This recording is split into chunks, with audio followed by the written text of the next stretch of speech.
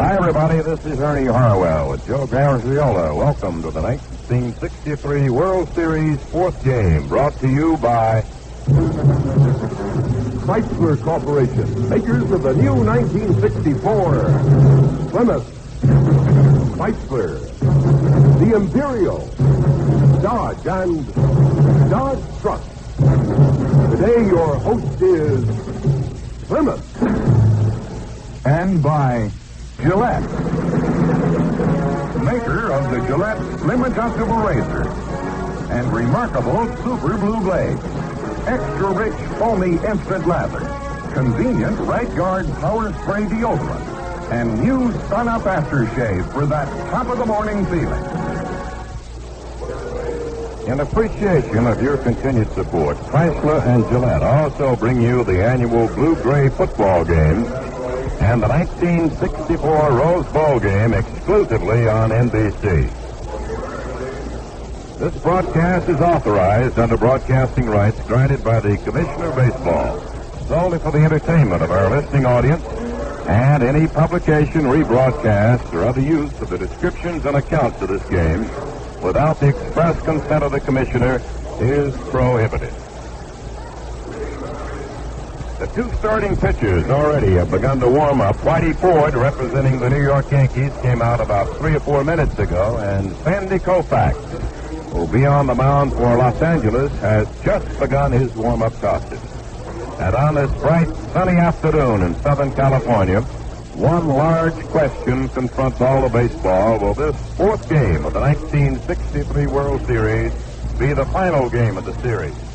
Or to put it another way, can the Dodgers win today and end the Yankee domination of World Series history?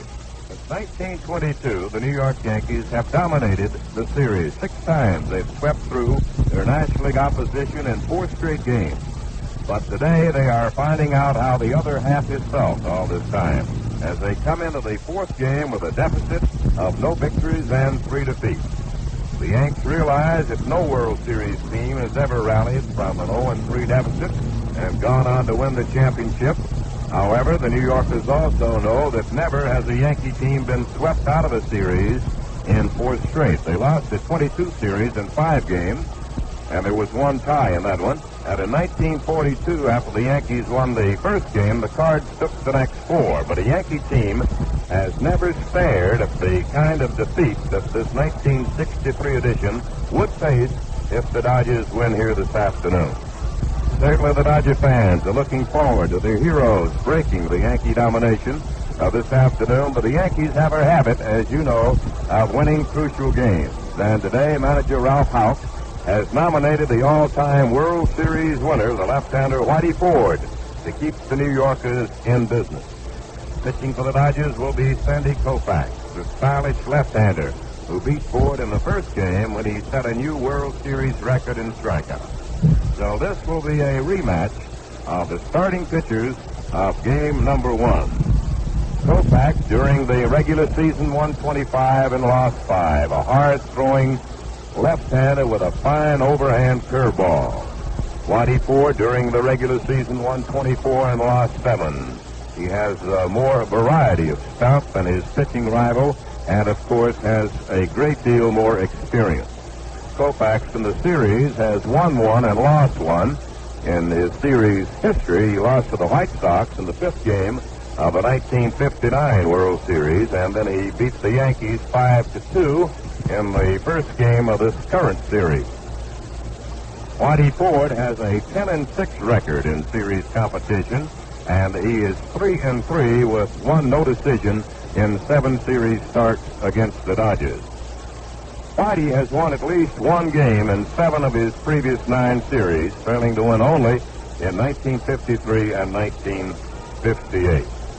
The weather is great again, no question about it. A little warmer, I believe, than it was here at Dodger Stadium in Los Angeles yesterday afternoon. But it couldn't be any better, and we've got another capacity crowd on hand to watch these 2 World Series rivals go at it in Los Angeles. The lineups, there are a couple of changes in the New York lineup. Manager Ralph Houck will use Hector Lopez, his very fine utility man and a right-hand batter, in right field. Roger Maris dressed for action today, but he is not in the starting lineup. And manager Walt Austin of Los Angeles is using Frank Howard, the big right-hand batting right fielder, in right, replacing the left-hand hitting Ron Fairley. The lineup in their entirety will go this way. For the visiting New York Yankees, it'll be Tony Kubek leading off, and he'll be at shortstop. That's Kubek at shortstop. Batting second and playing second base, the veteran Bobby Richardson. Richardson will be at second base. The number 3 hitter for New York is Tom Tresh, the switch-hitting left fielder. Tresh in left. Mickey Mantle, the cleanup man, he's in center field. That's Mantle batting number 4 and playing in center. Elston Howard, the number 5 hitter, he is the catcher. Howard is catching. Then it's Hector Lopez in right field. Lopez is in right. He's followed by Joe Pepitone, the first baseman, and the number 7 batter. Pepitone is at first base. Then it's Clete Boyer batting number 8 and playing third. Boyer at third base, followed by the Yankee pitcher, Whitey Ford. For the Los Angeles Dodgers, Maury Wills will be at shortstop, and he'll lead off. Jim Gilliam will bat number 2. That's Gilliam at third base, batting second. Willie Davis in center field, hitting number 3 for the Dodgers. Davis in center. Tommy Davis is the left fielder and the cleanup hitter. Tommy Davis in left. Frank Howard, the right fielder, bats number 5. Howard is in right. Then the former Yankee, the Dodger first baseman, Bill Skowron, is the number 6 hitter. That's Skowron at first base. Bill is followed by the catcher, John Roseborough. Roseborough is catching and batting number 7. Dick Trzaskowski batting number 8, and he's playing second base. Trzaskowski at second base, and on the mound will be the left-hander, Sandy Koufax. He'll be batting number 9. The 4th game of the 1963 World Series is being brought to you from Dodger Stadium in Los Angeles. Get up and go, Plymouth, sister, go, go, Plymouth, put your foot down on the floor. You'll never know what's driving till you go out driving in a Plymouth 64. You brought your new beauty till a brand new beauty came to town to show you more. And when you're not out sparking, you will find her parking in the driveway by your door. Get up and go, Plymouth, get to know Plymouth, try a Plymouth 64. Get up and go, Plymouth, sister, go, go, Plymouth from the very day you do. You got to get up and go, cause Mr. and No are gonna get up and go like a Plymouth will go when it's get up and going for you. The Get Up and Go Plymouth for 64 is on display now. Be sure to see it at your nearest Plymouth dealer showroom. You'll be glad you did. The color guard has made its way toward the center field area. The 2 pitchers are still warming up down below us, and in just a moment or so, we'll be having our national anthem. It'll be sung this afternoon by Eddie Fisher. The Dodgers with a 3-0 lead over the New York Yankees here in the 4th game of the World Series as the Yankees try to salvage a victory. And the Yankees depending on their veteran left-hander Whitey Ford. Sandy Koufax coming back for his second turn and trying to win his second victory of the series. By the way, the official scorers in the World Series are Lou Hatter of Baltimore, Frank Finch of Los Angeles, and Lynn Schechter of New York. They vote on various decisions on scoring plays. In fact, yesterday they had one play, the ball hit to Richardson, where there was a split vote. Generally, they are unanimous on their decisions, but sometimes they have to vote, and that happened yesterday on the ball hit to Richardson.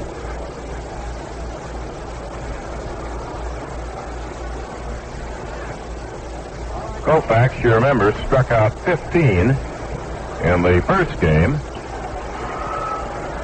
and will have a chance to set a World Series record if he can come up with another big strikeout effort here this afternoon. The umpires are now making their way through the gate, which is right behind home plate, for the pregame conference with the two managers, Walt Austin and Ralph Houk. Managers coming out with their batting orders to exchange, and the umpires and the managers to go over once again the ground rules here at Dodger Stadium. We're happy to be here to bring this one to you as another NBC Radio Network exclusive sports presentation.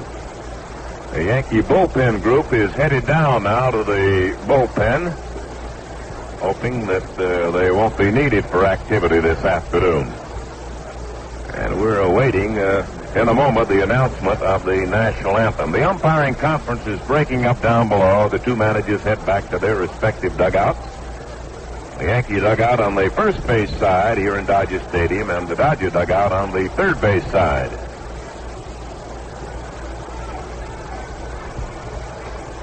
Shag Crawford will umpire behind the plate. Paparella, Gorman, and Knapp will be on the bases. Benzon and Rice will be down the two foul lines. Now here's the announcement by PA man John Ramsey here at Dodger Stadium.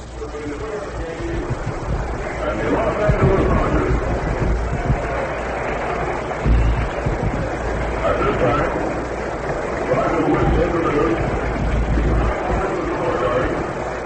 coordinated by our nearest neighbors, the Naval and Marine Corps Reserve Training Center.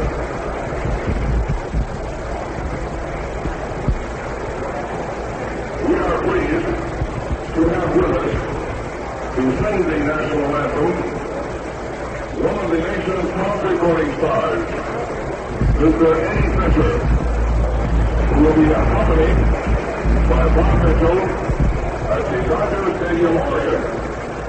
Ladies and gentlemen, Mr. Ernie Fisher.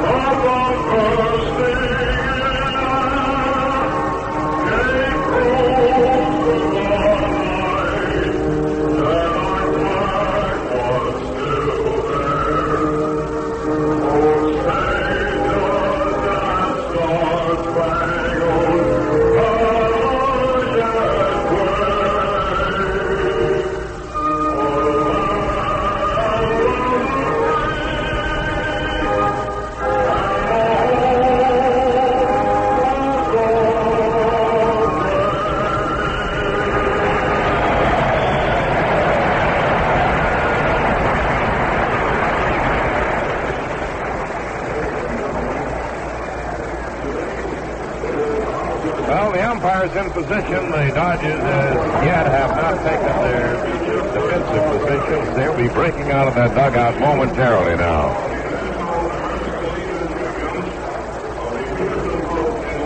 Sandy Koufax has quite a record here in this ballpark. He's won 11 and lost 1 in 1963 in this park. Tough man anywhere, but has been especially tough in Dodger Stadium.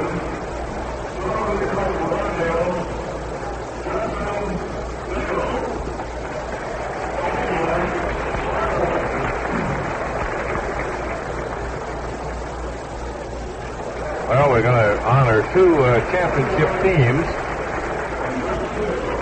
from Sandlot baseball here and the American Legion champions. They have the battery out there. Someone to toss the ball to his catcher, and that ceremony has been concluded. And now we expect to see the Dodgers come out of the dugout any moment. The leading hitter in this World Series right now is Tommy Davis, along with Skowron, both hitting at a 500 pace. Davis has the most hits. He has 6. Roseboro and Skowron have 3 RBIs to pace the two teams in that department, although the series as a whole has certainly belonged to the pitchers. The Yankees' leading hitter is Hector Lopez, who is starting in right field this afternoon. Hector has 2 hits for 4 trips, and both of those have been doubled. The only man with more than 1 RBI for the Yankees is Tommy Trash, and he has 2. Well, there go the Dodgers to take the lead.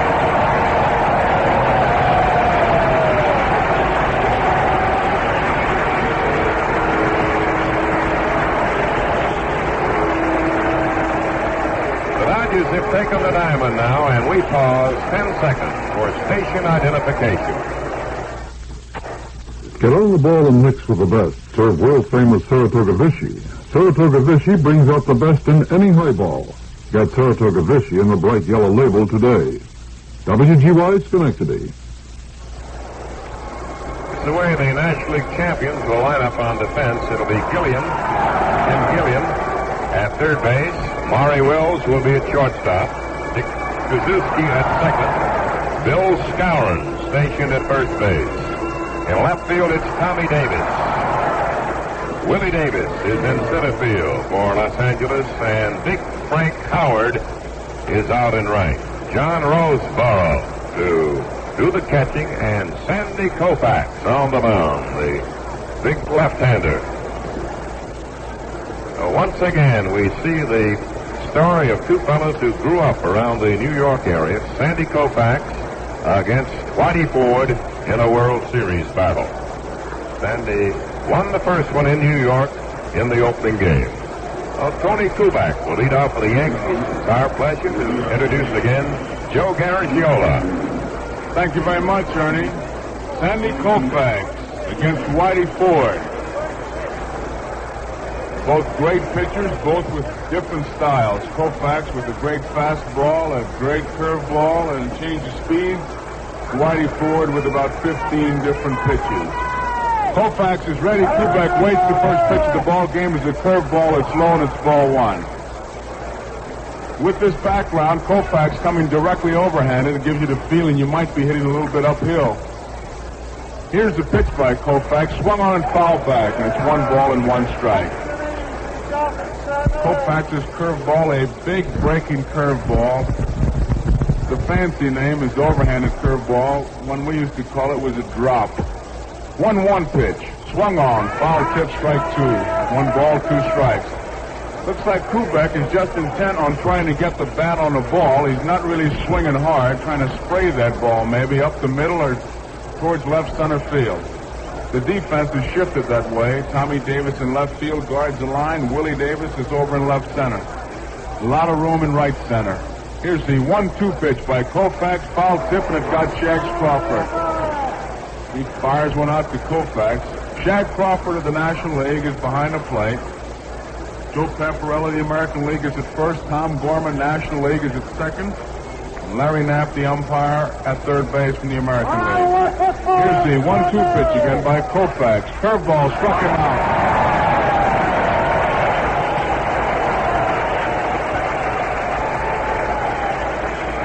Kubek down swinging. In the first game, Kubek struck out twice. Koufax opens the ball game by striking him out, and here is Bobby Richardson. And this little guy was the yardstick that the Yankees used in measuring the ability of Koufax, because Bobby Richardson struck out 22 times all during the American League season. Koufax got him 3 times in the opening game. Here's the first pitch by Sandy. It's high, and it's ball 1. The left field foul line is John Rice of the American League. Down the right field foul line, National League umpire Tony Venzon. 6 umpires working as usual during the World Series. Richardson takes it high, and it's outside, and it's ball 2. 2 balls and no strikes. John Roseboro, the catcher, says that Sandy Koufax can really pour that fire. He says that fastball comes on you rather sudden. 2-0 pitch is a fastball right down the middle. And boy, you watch that Koufax throw that fastball, or listen to it hit in Roseborough's mitt, and then watch that curveball, you can see why ball players run for broadcast booths. Here's the 2-1 pitch. Swung on and missed. Right through. High fastball. When Koufax first came up, he was a wild left-hander. He's reared back and fired, and if it stayed in the park, it was a moral victory. But he's been able to contain that stuff, and he can hit that strike zone. Here he comes. Inside, low, and it's ball 3. Full count. Talking to a former Dodger great, Dolph Camilli, boy is a catcher with this club, talking about how Koufax was able to keep that speed when he gained his control. Swung on and fouled off. A lot of times when a fellow's a hard thrower and rare back and fire him guy, when he does get control, he has to sacrifice some of that speed in order to get control. But not Koufax. He's really got two speeds, fast and faster. Here's the 3-2 pitch. Swung on, popped up. John Roseborough off with the mask. He's got room under the ball, makes the catch. Wow.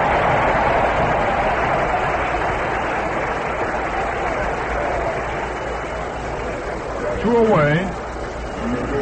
And it brings up Tom Tresh. 4th game of the 1963 World Series. Another NBC Radio Network exclusive sports presentation from Dodger Stadium. This is the big one for the Dodgers. This is the one that you shoot for when you begin spring training. Tresh, batting right-handed, takes a curveball strike. 1 strike, no balls. Koufax ready, and here's the pitch. Outside, just missed. You can hear that crowd, ooh and ah. And Roseborough crouching down low, low target. Koufax delivers. Swung on and missed.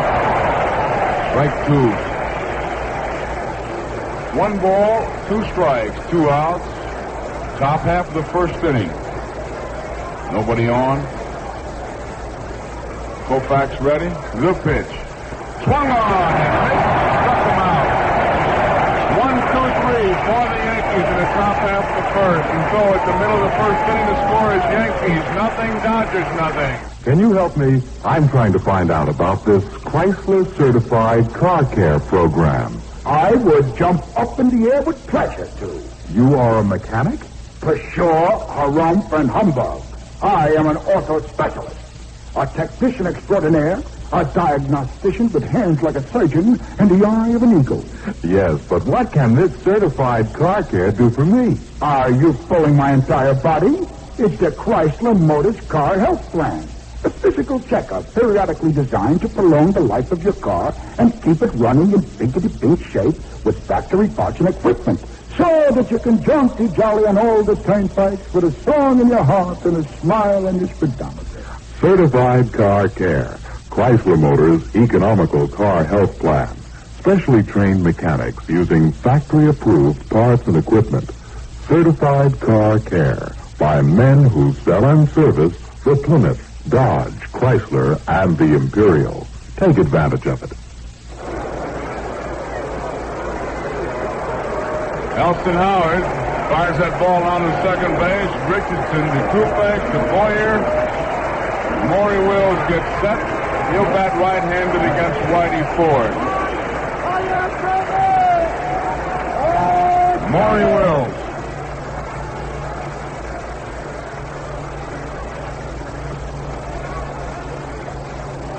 Boyer shortens up at third base. Koufax and Richardson straight away. The outfield not too deep. And straight away. Whitey Ford. The left-hander's ready. Here's the first pitch to Wills. Wills takes it low and inside. It's ball 1. He's shortened up as if to bunt. Ford, a pitcher who has a good fastball, curveball, slider, change of speeds, and can get that ball over. Low. 2 balls, no strikes. Wills takes a look at Reeser. He's pretty much on his own, this little leadoff man. Here's the 2-0 pitch by Whitey. Strike. Caught that outside corner, and it's 2 balls, 1 strike.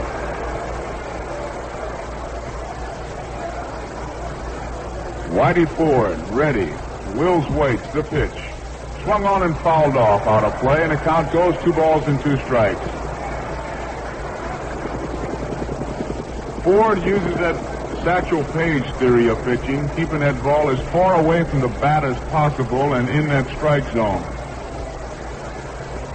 I know it sounds impossible, but that Paige did it all the time, and Ford has done a real good job of it. Not an overpowering type pitcher. As he's often said, I just as soon throw 3 pitches and get 3 outs rather than go for the strikeout. He's a discount house pitcher. Here's the 2-2 pitch. Low just missed, and it's a full count. 3 balls and 2 strikes.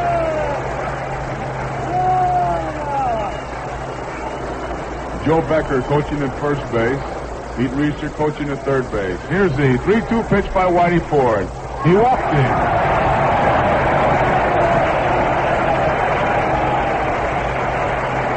And now the battle is on. Whitey Ford with that real good move. Ford with a great move. When you talk about moves to first base for pickoff plays, there'll be Ford, Warren Spahn, Roger Craig, and Art Mahaffey. They always say that a good move is a half-balk move, and one of the best squelches I ever heard, they claim it's a balk, and umpire said it wasn't, and the guy said, well, at least a half a balk. He said, all right, I'll give him halfway between first and second. Wills leads off.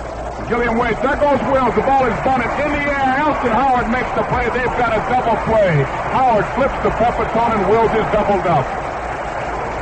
Elston Howard very wisely waited for Pepitone to get back, and it was kind of a little bit of a race between Maury Wills, who did not give up and raced back to the bag, but he was a dead duck as Howard came up with the pop bunt by Gilliam, flipped to Pepitone. It's a double play, and here is Willie Davis.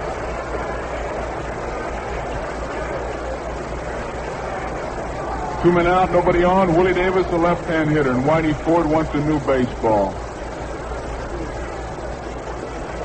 That was Pepitone running backwards against Maury Wills running forward. That'd be something to tell the grandchildren about. He had a little bit of an edge on him, though, I believe, a few feet. Willie Davis waits. Whitey Ford delivers. It's high and it's outside, and it's ball 1. Clete Boyer at third base, he doesn't trust anybody. He's in tight. He's on the grass.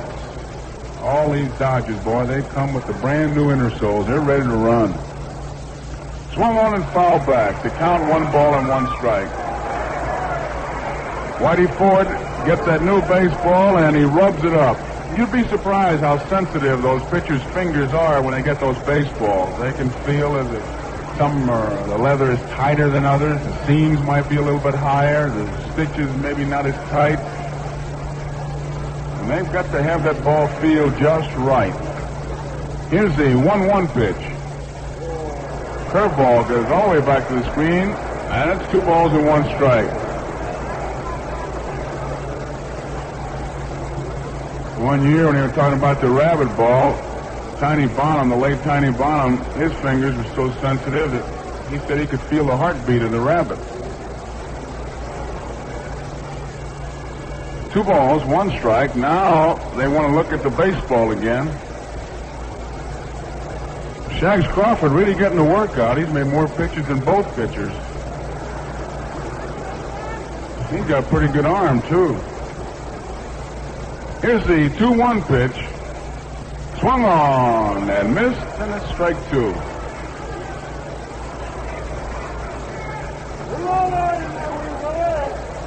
Two balls, 2 strikes, 2 outs. Nobody on, nothing. We're in the bottom half of the first inning. 4th game of the 1963 World Series. Here comes Whitey Ford again. Swung on and tapped foul.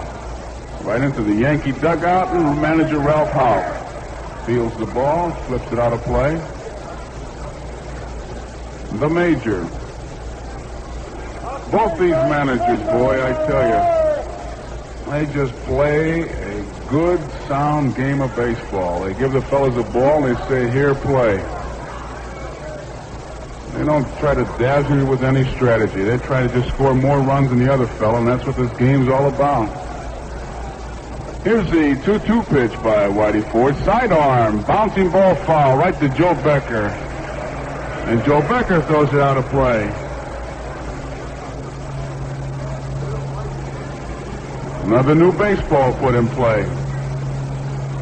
Shags Crawford's out of baseball. He's declared bankruptcy already. We'll get some more for you, Shags. Here comes the ball boy with a new supply. Get that ball boy in shape the way we're going. 2 balls, 2 strikes to count. We're in the bottom half of the first inning. Whitey Ford is ready. Here he comes again. Sidearm, swung on and hit foul. Joe Becker has to do a dance down at first base coaching box. Joe Becker really did a dance. He got out of the way. The way he danced, he may have missed a lesson or two. 2 balls, 2 strikes. Willie Davis really battling up there. Whitey Ford getting his sign from Elston Howard, taking a little bit more time now. Now he's ready. Here he comes again. Swung on and popped up. Foul ball behind the plate. Elston Howard coming back. Near the screen. It's out of play. Shags Crawford and Elston Howard really had quite a race. Shags trying to get out of the way. That's one of the real tough things for an umpire. Now Shags has something to say to Elston. I'll tell you, if that big Howard would have hit Crawford, he'd have been the victim of a hit-and-run accident. He'd have been leaving it. Crawford, that Howard, a big guy. Set once again now. 2 balls and 2 strikes. Here comes Whitey Ford. Fastball way outside, and it's a full count. And Willie Davis has battled to where it's 3 balls and 2 strikes. Maury Wills opened with the walk. Junior Gilliam, in an attempted bunt, popped it in the air. Elston Howard made the play, flipped the Pepitone for the double play, and Willie Davis has been up there battling Whitey Ford. And I say he's been up there a while. 3 balls, 2 strikes. Whitey Ford ready. And here's the payoff pitch. Swung on, foul ball. Clete Boyer gives it a chase. No chance for a play. Hit that ball off the end of the bat. Bounced into the Dodger dugout.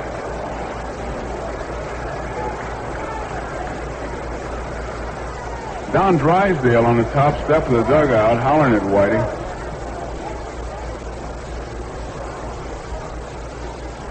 Willie Davis is still up there. I'll tell you, if he was getting paid by the hour, he'd make some money. 3 balls, 2 strikes, sidearm, swung on and missed. He struck him out. Whitey Ford wins the battle. Willie Davis really battled him up there, but Ford gets him on strike, 3 up and 3 down.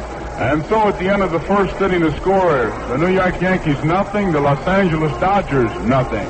All around compact, top them all again in 64. Best all around value. Value is the car that offers more. Yes, again in 64, Valiant offers more of everything you want in a compact car. Smart new styling, hot performance, economy of operation, and quality engineering by Chrysler Corporation. So if you want the best in compact car driving, plus the satisfaction of big car quality, see and drive the new 64 Valiant at your earliest opportunity. Best all around compact, Valiant 64 styles hard to beat. Best all around compact, best looking compact on the street. Valiant. And why wait? Valiant 64 style is standing in your nearest Plymouth Valiant dealer showroom right now. Plan to see it and drive it this week. Mickey Mantle, Elston Howard, and Hector Lopez in the top half of the second inning. 4th game of the 1963 World Series from Dodger Stadium. Here's the first pitch by Koufax. Swung on and missed at strike 1. Mantle batting right-handed.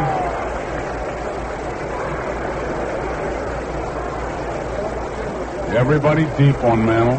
Here's the pitch by Koufax. It's inside. 1 ball and 1 strike. Gilliam back at third. Will's deep. Krzyzewski near the bag at second. Skowron is deep. The outfield. Tommy Davis deep in left. Willie way back in left center. Strike is called over the outside corner. 2 strikes, 1 ball. Koufax's fastball, when he keeps it down low, will tail away from the right-hand hitter. 1 ball, 2 strikes. Curveball. High, ball 2. The umpires say that he starts his curveball much higher than the average pitcher, and you really have to wait for that ball to break. When you're hitting, I imagine it looks like he's breaking from the top of the flagpole. Here's the 2-2 pitch. High, ball 3. Mantle had to go down. 3 balls, 2 strikes.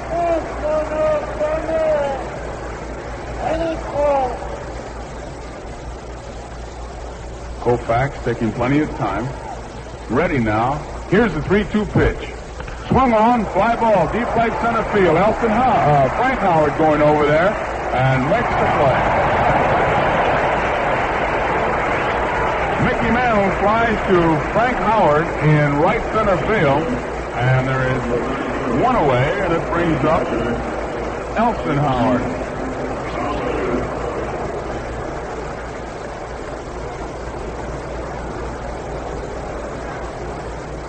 Elston Howard, the Yankee catcher, holds that bat high. Koufax delivers. Swung on and fouled back. Strike 1. Hector Lopez, the on-deck hitter. Koufax struck out Howard 1 time in that record-breaking game he had. Foul back again, a high fastball, and Koufax is quickly out in front with 2 strikes. 2 strikes, no balls. 1 man out, nothing. Top of the second. From Dodger Stadium. Koufax ready, the pitch. Misses outside. 1 ball, 2 strikes. One of the amazing things about Koufax, when he misses, he just misses, so the pitch really works for him as it sets up the next one, and here it is. Swung on, popped up. A high fly ball, short center field. Willie Davis is coming in under the ball and makes the catch. Whoops. He just wasn't too sure of it. It's a high sky here. It's not an easy sky for the ball players. Once that ball gets up there, you don't have those little clouds to help you. Willie Davis ran Krzyzewski and Maury Wills off the ball and made the play. So there are 2 outs, and Hector Lopez is the hitter. Lopez, right-hand hitter, hits that ball a lot to right center and towards the right field line. Curved ball is high, and it's ball 1. Koufax changing speeds.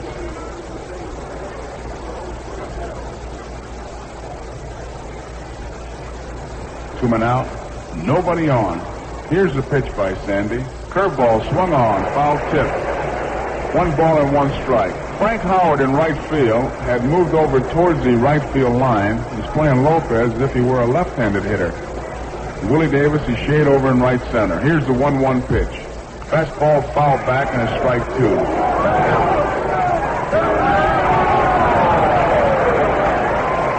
One ball, 2 strikes. Sandy Koufax against Whitey Ford, the 4th game of the World Series. Another NBC Radio Network exclusive sports presentation. A big ball game. And Koufax is ready, and here's the pitch to Lopez. Swung on, fly ball, center field. Willie Davis is going over. He is there and makes the play. In left center field, Willie Davis got over there. As you could see him almost outrun that ball to make the play. And it's a 1-2-3 inning for the Yankees in the second. And so at the end of 1.5 innings, the score, Yankees nothing, Los Angeles nothing. Get up and go, Plymouth, Mr. Go, go, Plymouth, put your foot down on the floor. You'll never know driving till you go out driving in a Plymouth 64. If this is the year you picked to buy a new car, you picked a beautiful year for a beautiful reason, and that is the 1964 Plymouth. Here's the kind of car that really brightens up your driveway. Here's the kind of car that gives you quality. Quality you can rely on. Yet out on the road, here's a new car for 64 that really has get up and go. You got to get up and go, Ron. Mister and no car's gonna get up and go like a Plymouth. So don't let it get up and go and for you. Why not get up and go see the new 64 Plymouth this week? It's on display right now at all Plymouth dealer showrooms. Your nearest dealer will be happy to give you a test drive and show you the 64 Plymouth's outstanding features. Bottom half of the second inning, Tommy Davis, Frank Howard, and Moose Skowron.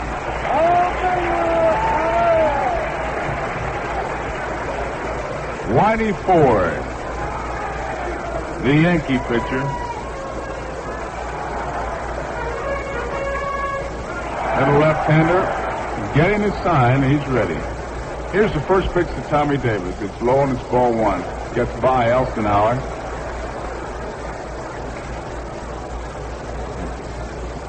You know, the reason that they throw out a lot of these baseballs here at Dodger Stadium, the grass has been dyed green, and every time it hits that grass, looks like it's been left over from an Easter egg hunt.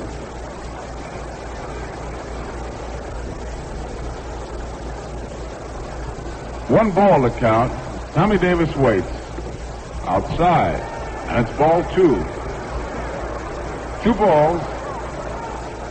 No strikes. Tommy Davis takes a look at Pete Reiser. This is a pitch controlled by manager Walter Alston, but your fourth place hitter usually turn him loose. He takes it though, and it's right down the middle, and it's strike one. 2 balls, 1 strike.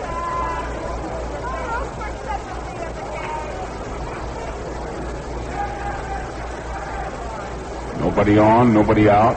Bottom of the second, nothing. Tommy Davis waits and Ford delivers. Swung on, right field, fly ball. Hector Lopez is there, makes the play. And that brings up Frank Howard.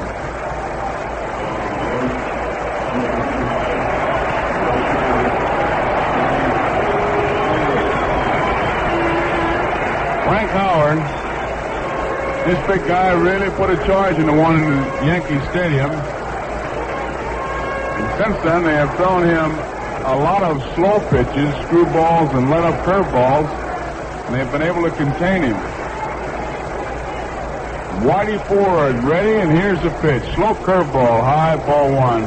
But boy, that takes a little bit of courage to throw this fella a slow ball when you're only 60 feet, 6 inches from him. Frank Howard waits, and here's Ford. Another slow curve. Misses, and it's ball two. He takes a look at Pete Reiser. Reiser just kind of walking around that coach's box. As much as say, hit that ball if it's in there. 2 balls, no strikes. Big Dodger outfielder, Frank Howard. Ford ready now, and here's the 2-0 pitch. Fastball is low, and it's ball 3. It's a look once again at Reiser. You're always hitting when you go into that batter's box. They give you a take sign. And here's the 3-0 pitch to Howard. He was swinging. He does. Line drive, right center field. Hector Lopez comes in, can't make the play. It's a base hit.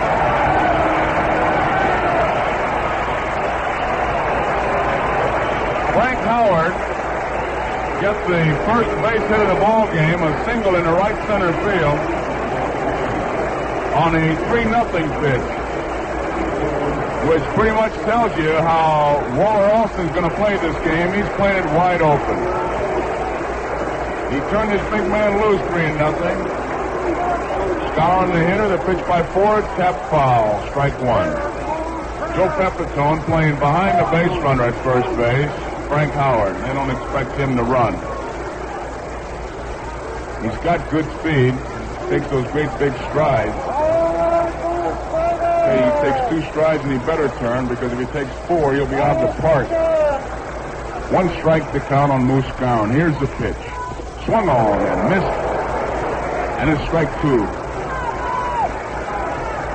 Scarron steps out of the batter's box now, puts his hands on his hips, and is kind of taking an inventory because it looked like he was completely fooled on the last pitch. He just kind of gave it a feeble flick.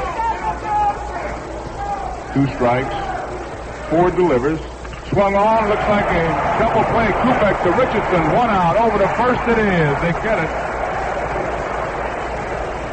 A double play hit into by Moose Scarron from Kubek to Richardson to Pepitone. So it's 1-2-3, although they got one base hit in that inning. And so at the end of 2 innings, the score, Yankees nothing, Dodgers nothing. All around compact, Fan 64 style is the vibe. Best all around unique. Once you get to see it, you'll know why. They call it Valiant 64 style, the smartest looking compact ever to come down the pipe. Best all around compact. Valiant saves you money all the way. Best all around value. You'd be surprised how little you pay. If you want performance, you'll love Valiant Spirited Action. You'll like it zipped for 64.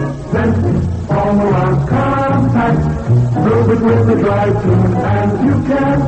Best all around compact. Glad to see you live with dealer man. Valiant 64 style is the compact car you want to see and drive for sure. And why wait? Valiant 64 style is standing in your nearest Plymouth Valiant dealer showroom right now. Plan to see it this week. Joe Pepitone, Clete Boyer, and Whitey Ford, the first three Yankee hitters here in the top half of the third inning. The attendance has just been announced here, and it's exactly the same as yesterday, a capacity crowd of 55,912. So nobody lost a ticket between yesterday and today. They're all back. Koufax delivers a curveball, and Pepitone gives it to how do you do, and it's strike one. Koufax, tough on a left-hand hitter. Ready, delivers. Another curveball, high. 1 ball and 1 strike. Well, when you get a guy like Koufax who can break that big curveball and you're a left-hand hitter, sometimes it looks like you're actually bowing at it when it comes by. Curveball tapped on the first base line, but it rolls foul. 2 strikes, 1 ball. Yogi started for it, but he thought, well, Moose, you pick it up. You're a little bit older than I am. Yogi always visiting with Moose. He's telling him all about the shadows in Yankee Stadium, forgetting that Moose played there some 10, 12 years. One of the helpful services provided by Mr. Berra.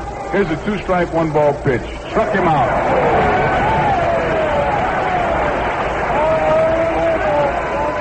That's the third strikeout for Sandy Koufax, all of them swinging strikeouts. Here is Clete Boyer. Clete Boyer, Yankee third baseman.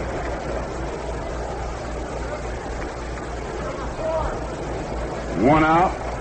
Koufax has retired the first 7 men that he's faced. The left-hander delivers, swung on and missed to strike 1. Top half of the third inning. Yankees nothing, Dodgers nothing. 4th game of the World Series. Another NBC Radio Network exclusive sports presentation from Dodger Stadium. Curveball swung on and missed in a strike 2.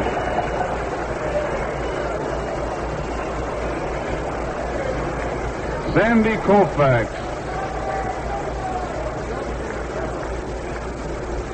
The left-hander getting his sign. And here he comes again. Curveball swung on and missed. And struck him out.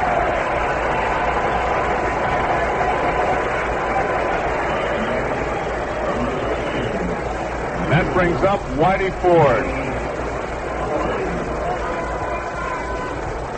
Boy, the only man, Joe, he hadn't struck out the first game. Oh, I didn't know that. He got him today. Maybe he knew it, Ernie. Here is Whitey Ford. Swung on and fouled back. started to say, Ernie, I'd like to have that fellow who says the curveball don't break. I'd like to put him in that batter's box against Koufax and just listen to him, because I know he's not going to hit it. Swung on, foul tip, and a strike two. Koufax, looks like somebody just kind of wound him up, starting towards the mound, and said, throw strikes. There he is. 2 strikes. Curveball swung on, a bouncing ball. Skowron nicely to his right, has it. Koufax covers, and they get forward. Koufax had to do a double dance step as he missed the bag with his first step, but he was there in time. It's a 1-2-3 inning for the Yankees in the third. And so at the end of 2.5 innings, the score, Yankees nothing, the Dodgers nothing. Get up and go, Plymouth, sister, go, go, Plymouth, put your foot down on the floor. You'll never know driving till you go out driving in a Plymouth 64. You thought you knew beauty till a brand new beauty came to town to show you more. And when you're not out sparking, you will find her parking in the driveway by your door. Get up and go, Plymouth, get to know Plymouth, try a Plymouth 64. Get up and go, Plymouth, sister, go, go, Plymouth from the very day you do. You got to get up and go, car. Mister and no car gonna get up and go like a Plymouth will go when it's get up and going for you.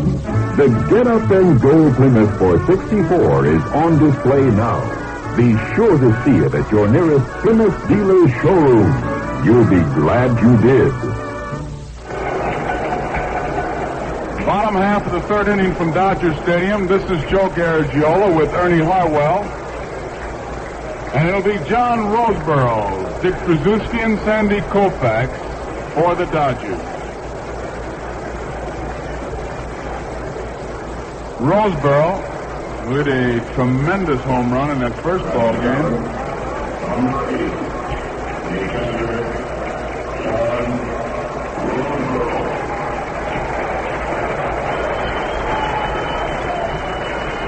Roseborough, a left-handed hitter.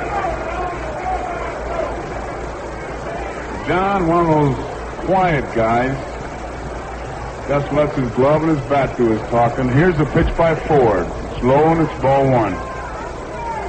Boyer in just barely on the grass. Kubek over near the bag. Richardson back at second. Pepitone guards that line at first. Here's the pitch by Whitey Ford.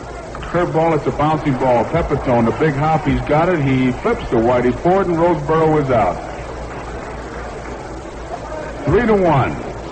Roseborough bounces out. Pepitone to Whitey Ford.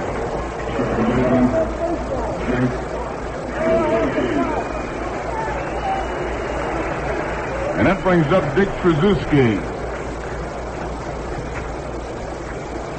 Told him before the game, I said, Dick, you got a name like mine. Looks like a broken eye chart.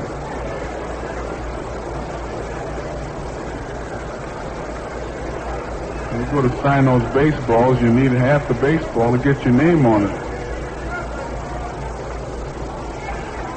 Ford delivers. He bunts one with a bunted foul. Tried to push it past Ford. Whitey, a good fielder. Say, Joe, how'd you come out in those abbreviated box scores anyway? GLA? That's about it, Ernie. I tell you, it was ridiculous. GLA. Getting to a double play for so-and-so. Here's Whitey Ford delivering to Tracewski. Swung on, it's a bouncy ball. Kubek at short has it. Long throw, and they get him. That last hop was kind of a tricky one. It's always the important one. And here's Sandy Koufax. Listen to the hand.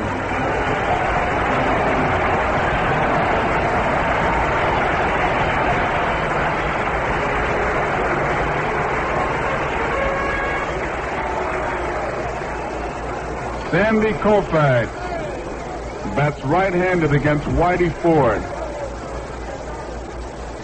The left-hander, Ford delivers. Sandy takes a low, ball one. On one of our NBC Major League telecasts this year, we saw Sandy Koufax hit a home run. Takes it inside. It's ball 2. We asked Sandy about it. He said he didn't realize what he had done till he got to second, and then he didn't know whether to stop or apologize. Koufax looks at Reeser for a sign. I bet if he gets a hit sign, he'll faint from shock.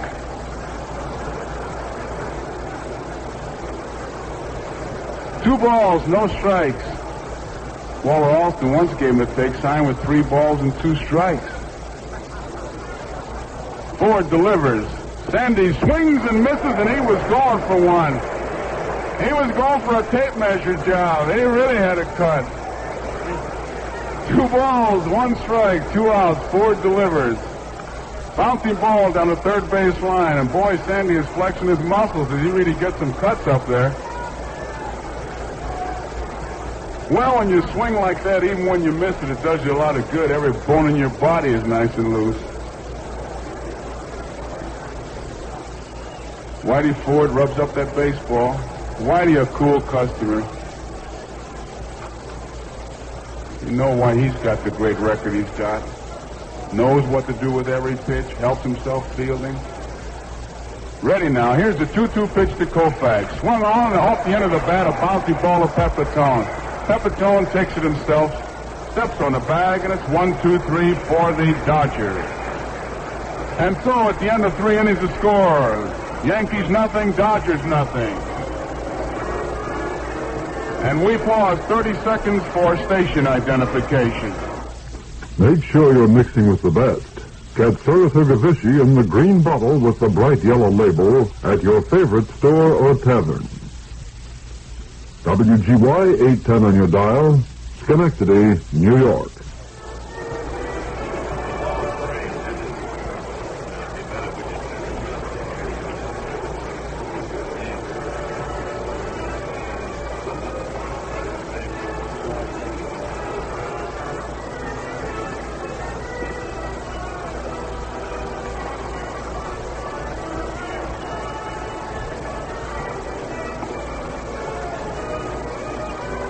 Tony Kubek to lead it off for the Yankees here as Koufax takes his warm-up tosses. 0-0 as we go into the top half of the 4th inning. 4th game of the 1963 World Series. Another NBC Radio Network exclusive sports presentation from Dodger Stadium.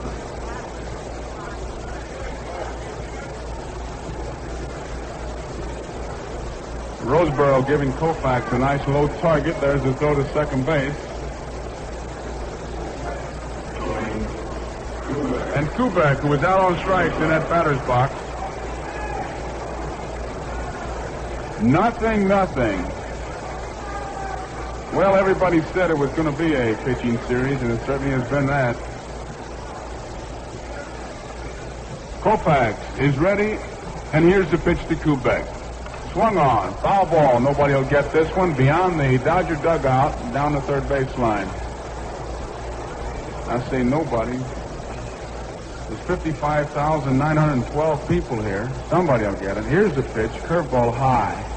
1 ball and 1 strike. Same number of people that were here yesterday.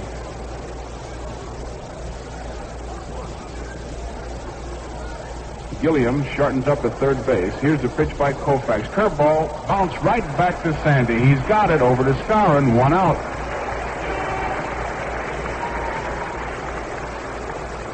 Kubek bounces out. Koufax to Skowron. Here is Bobby Richardson. Frank Rossetti coaches at third base. Yogi Berra coaches at first base. Manager Ralph Houk, a bench manager. Koufax ready. Here's the pitch to Bobby Richardson. Starts to swing. Strike is called. He swung, says Shags Crawford. That's a tough way for the umpire to have swing. A lot of times if he gets screened, he'll get help from the base umpires. Koufax delivers. Richardson pops one up. Short center field. Trzaskowski going out. Will's going out. Willie Davis coming in. Nobody gets it. It drops. And Richardson is on at second base. Willie Davis came in. He was waving everybody off. Maury Wills gave it that last-minute lunge, and the ball dropped between Wills, Davis, and Trzaskowski. And that brings up Tom Tresh.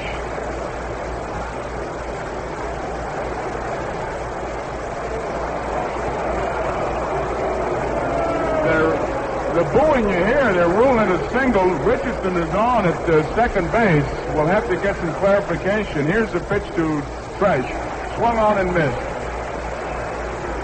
And strike one. The scoreboard has indicated single. Richardson is on at second base.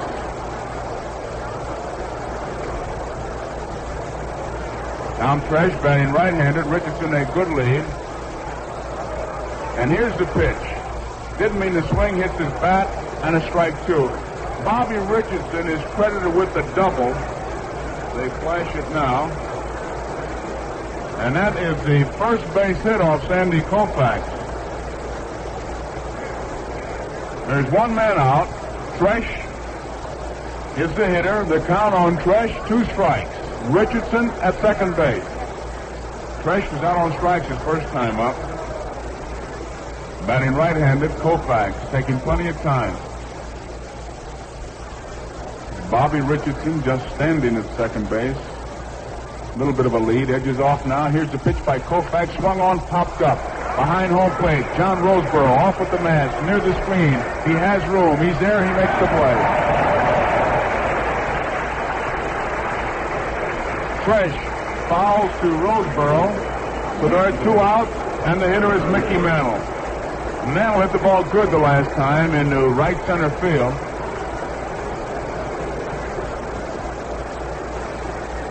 Bobby Richardson at second base. The Yankees have no runs, 1 hit, no errors. The Dodgers no runs, 1 hit, no errors. We're in the top half of the 4th inning. Richardson leads off second. Mantle waits. The pitch by Koufax is almost a wild pitch. A curveball, and Roseboro made a fine play. That ball bounced about 6 feet in front of the plate. Roseboro got in front of that ball, blocked it nicely, and kept Richardson from advancing. Boy, that's the kind of a curveball that's got that great spin on it, and usually it'll squib right by you. But Roseboro did a good job blocking it. 1 ball, no strikes. Mickey Mantle batting right-handed against left-hander Sandy Koufax. Left-hander Koufax checks Bobby Richardson. The pitch to Mantle is swung on, a bouncing ball. Maury Wills, the big hop. He's got it. There's the throw in time. And the inning is over as Mantle bounces out. Wills to Starr. No runs. There was 1 hit, no errors. 1 man was left on base. And so at the end of 3.5 innings, the score, Yankees nothing, Dodgers nothing. All around compact, top them all again in 64. Best all around value. Valiant is the car that offers more. Yes, again in 64, Valiant offers more of everything you want in a compact car. Smart new styling, hot performance, economy of operation, and quality engineering by Chrysler Corporation. So if you want the best in compact car driving, plus the satisfaction of big car quality, see and drive the new 64 Valiant at your earliest opportunity. Best all around compact, and 64 styles hard to beat. Best all around compact, best looking compact on the street. Valiant. And why wait?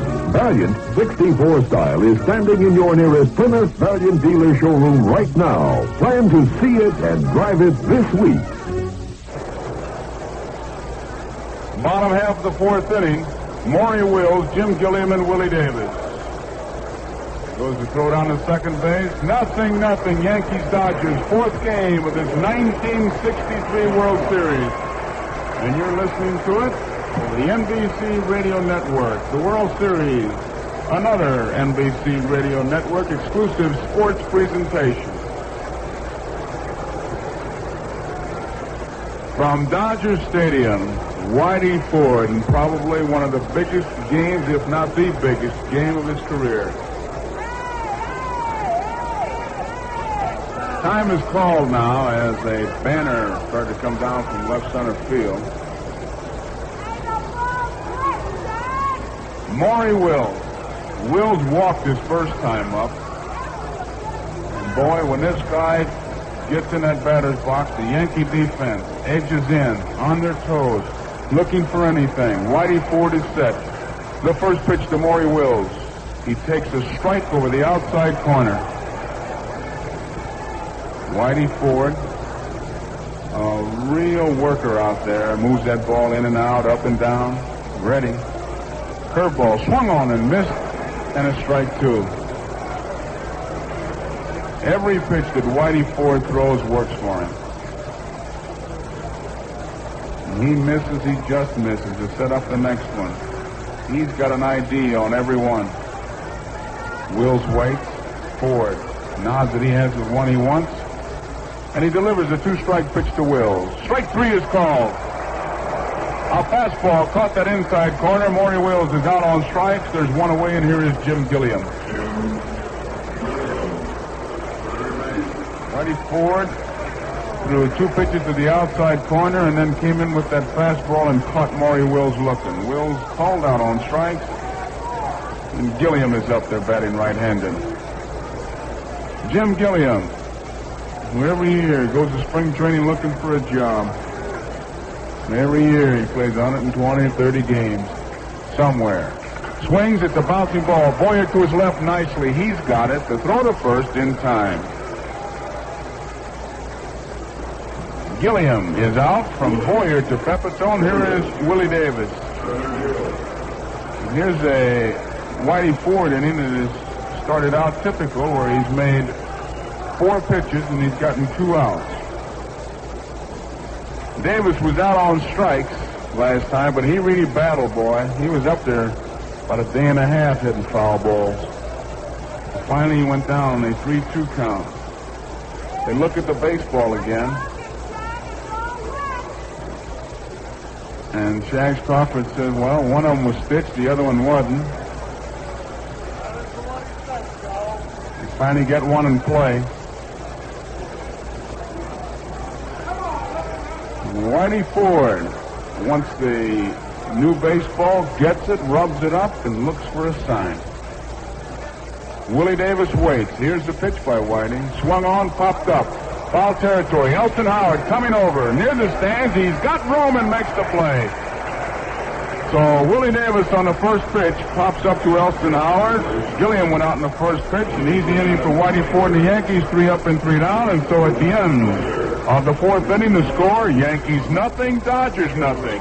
Mother, a letter from Bob. Listen, dear Ruth, Chrysler Corporation warns for 5 years or 50,000 miles, whichever comes first, against defects in materials and workmanship, and will replace or repair at a Chrysler Motors Corporation authorized dealer's place of business the engine block, head, and internal parts, intake manifold, water pump, transmission case, and internal parts, excluding manual clutch, torque converter, drive shafts, universal joints, rear axle, and differential, and rear wheel bearings of its 1964 automobile, provided the owner has the oil changed every 3 months or 4,000 miles, whichever comes first, the oil filter replaced every second oil change, and the carburetor air filter cleaned every 6 months and replaced every 2 years, and every 6 months furnishes to such a dealer evidence of performance of the required service, and requests the dealer to certify receipt of such evidence in the car's then current mileage. Thinking of you always, Bob.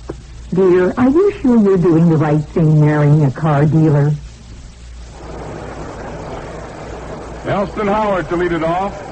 Hector Lopez and Joe Pepitone for the Yankees. Top of the 5th. Yankees, no runs, 1 hit, no errors. Dodgers, no runs, 1 hit, no errors. That's the whole story here. The 1 hit for the Yankees was a bloop double by Richardson that fell as Wills, Krasuski, and Willie Davis chased it. Here's the pitch by Koufax. Curveball high. The base hit by the Dodgers was a 3-0 single hit by Frank Howard in the 2nd inning. Koufax delivers, swung on and missed. And it's 1 ball and 1 strike.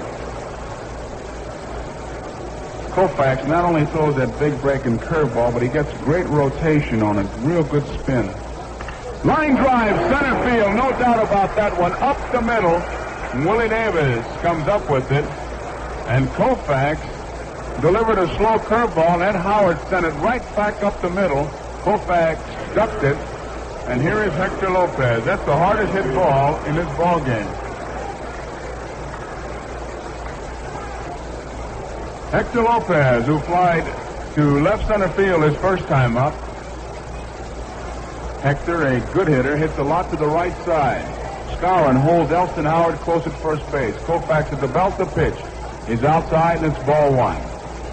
1 ball, no strikes, nothing, top of the 5th inning. Lopez takes a look at Corsetti. 1 run could be a big run for either Whitey Ford or Koufax, so you always have to be alive for something. Elston Howard leads off first. Koufax delivers. Lopez takes it inside, and it's ball 2. 2 balls, no strikes.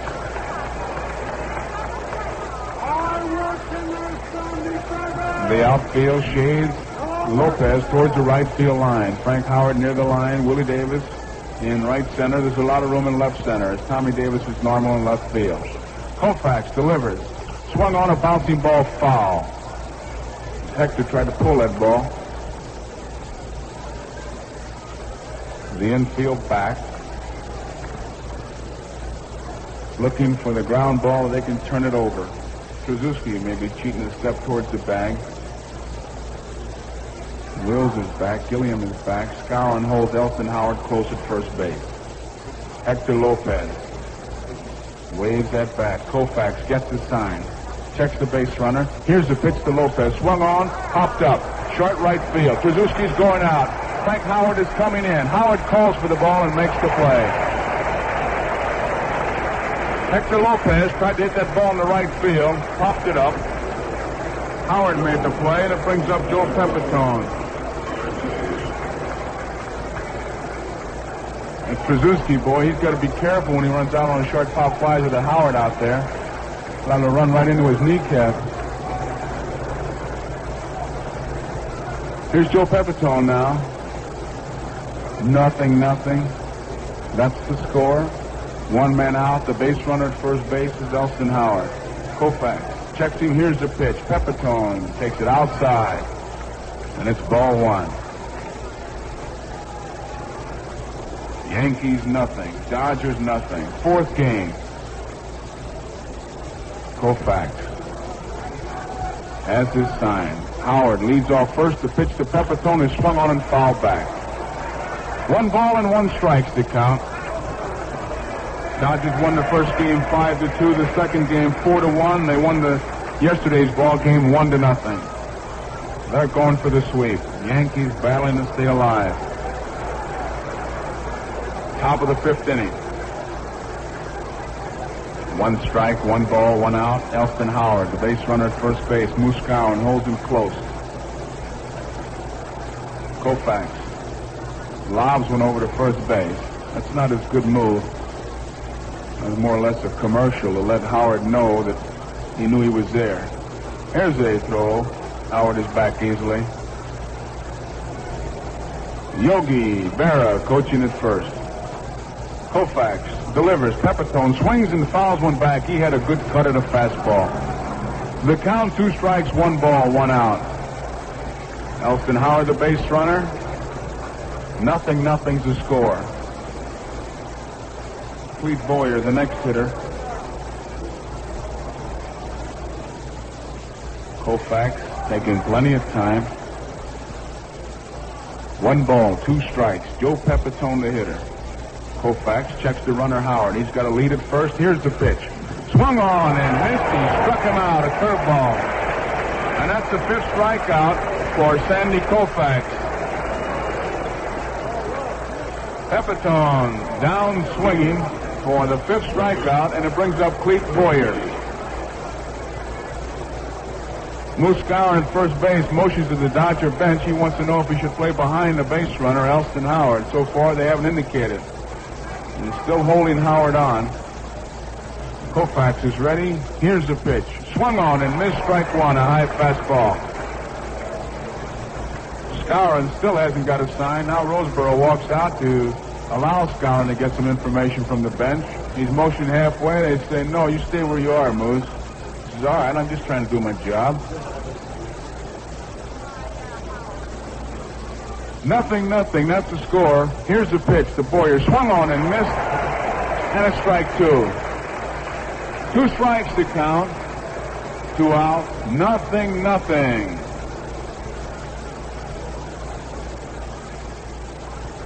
Boyer, right-handed hitter. Waves that bat. Koufax has his sign, checks the runner, Elston Howard at first. The pitch is swung on, a bouncing ball. Maury Wills to his right. It's a tough play. It's played to second base. It is in time. What a play by Krasuski. As he had to go down to his knees, but he was still able to hold on to the ball and keep his foot on the bag. Maury Wills had no chance to get the base runner Boyer at first. He made the force play. And that ends the inning. The score, nothing. And here's Ernie Harwell. Well, the first half, the game has been brought to you by the Chrysler Corporation. The second half is being brought to you by the Gillette Safety Razor Company. Hitting surprise for the Dodgers so far has been Bill Skowron. Vin Scully recorded him the other day in the clubhouse while he was shaving. Listen. Luce, have you tried the new Gillette stainless blade? There's one in my razor now, Vin, and I've never been able to shave so fast and easy before. Talk about comfort, nothing like it. One man asks another, have you tried the new Gillette stainless blade? One man tells another, there's just nothing like them, because on stainless steel or any steel, it's the edge that counts. And Gillette edges are the sharpest, easiest shaving in the world.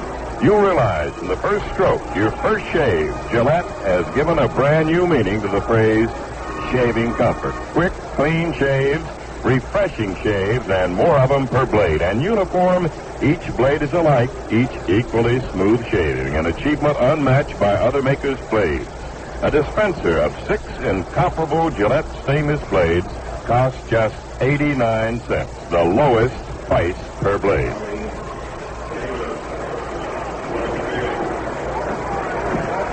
Well, we've got a great duel here between 2 fine left-handers, Whitey Ford, Sandy Koufax. And Tommy Davis will lead off in the last half of the 5th inning for the Dodgers. The game is scoreless. The Yankees have no runs on 2 hits and no errors. The Dodgers have no runs on 1 hit and no errors. Another NBC Radio Network exclusive sports presentation coming from Dodger Stadium in Los Angeles. Tommy Davis waits. The pitch is a ball down low. Ford gave him a fastball low. Neither team has scored through the first half of the battle. And what a battle it has been. Here's the windup. Here's the pitch. Swung on and missed a low breaking ball. And the count is even on Tommy Davis at 1-1. Outfield plays him deep and straight away. Tommy, the batting champion of the National League for the last 2 seasons. Big, strong right-hand batter waiting. Here's the windup by Ford. The 1-1 pitch. He takes the ball. It's low. And the count 2 balls and 1 strike. Ford, of course, likes to keep that ball down low. He's more effective that way. Now the pitch on the way. Davis looks. It's too low. 3-1 on Tommy. The Dodgers have had 2 runners. Wills walked, but was erased on a double play in the first inning. Then Frank Howard singled with 1 out in the second, and he was erased on a double play. So they've had the 12 regulation batters in the first 4 innings here at Dodger Stadium. Davis, the first time he batted flat out to right. 3-1 the count on him. Here's the windup by Whitey. He delivers. Here's a drive hit on 1 hop to deep second. Richardson has it. They throw to Pepitone in time, and there's 1 up and 1 down in the Dodger 5th inning. Frank Howard, who has the only hit for Los Angeles, steps up. He looks a single into right field with 1 out in the second. And then the next man, Skowron, ended the inning by banging into the double play, short to second to first. The last 8 men have gone down in order against Whitey Ford. Make it 9 if you count Skowron hitting into the double play. Outfield very deep. The pitch is a curve.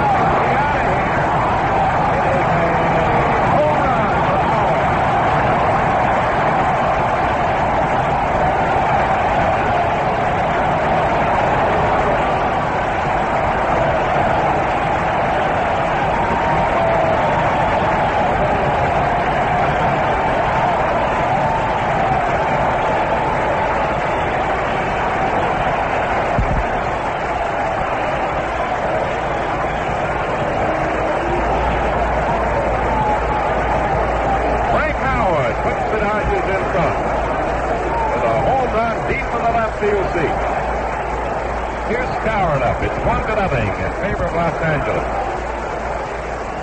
Swing, there's a high fly ball down the line and left, coming over his stretch, racing toward foul territory, and can't get it. It's just out of play. Ernie, that ball that Frank Howard hit looked like a slow curveball. Like he might have halfway been looking for it. And I guarantee if he chops that baby up in the singles, he leads the league for the next 5 years. That's a long time, wouldn't it? Boy, that was hit a long way. There was some question. I wondered when it was first hit whether it would be fair or foul, but it seemed to go in fair a good bit. Kept an eye on Johnny Rice, the baseline umpire. 1-0, Dodgers lead. It's the last half of the 5th inning. They've got one out and nobody on.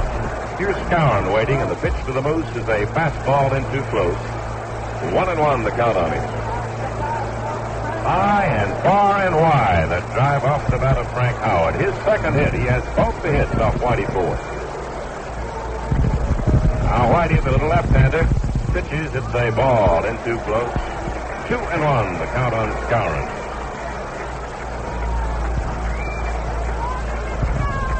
Richardson pull over to his right near second base. Kubek is into the hole at short. And Lopez has to guard that right field area against Skowron. Here's a pitch. He swings as a line drive to center. Coming hard is Mantle. He's there to make the catch. The ball took off a little bit after Mickey came in. He had to back up a couple of steps. This is a tremendous ballpark. 330 on the line for 380, and it's a beautiful ballpark. I tell you, Ernie, you got to. And if people from the East come in and look at this ballpark, how they're amazed at the beauty of it, and you got to go for Mr. O'Malley's courage in putting it up. I'll say one thing, he's getting whacked pretty good with the taxes, which may not be just right either. Well, here's John Roseborough batting now. He's 0 for 1. Ralph Terry is throwing in the Yankee bullpen. Ford pitching, and Roseborough, the left-hand batting catcher, takes the ball down low, ball 1.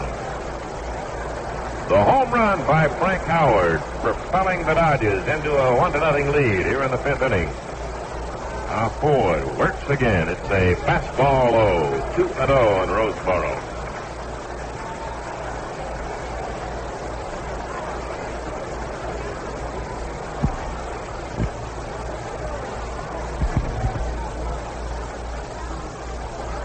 Two out and the base is empty. Here's a fastball that gets the letters, and it's a strike call, 2-1. 2 balls, 1 strike, 2 out, nobody on base.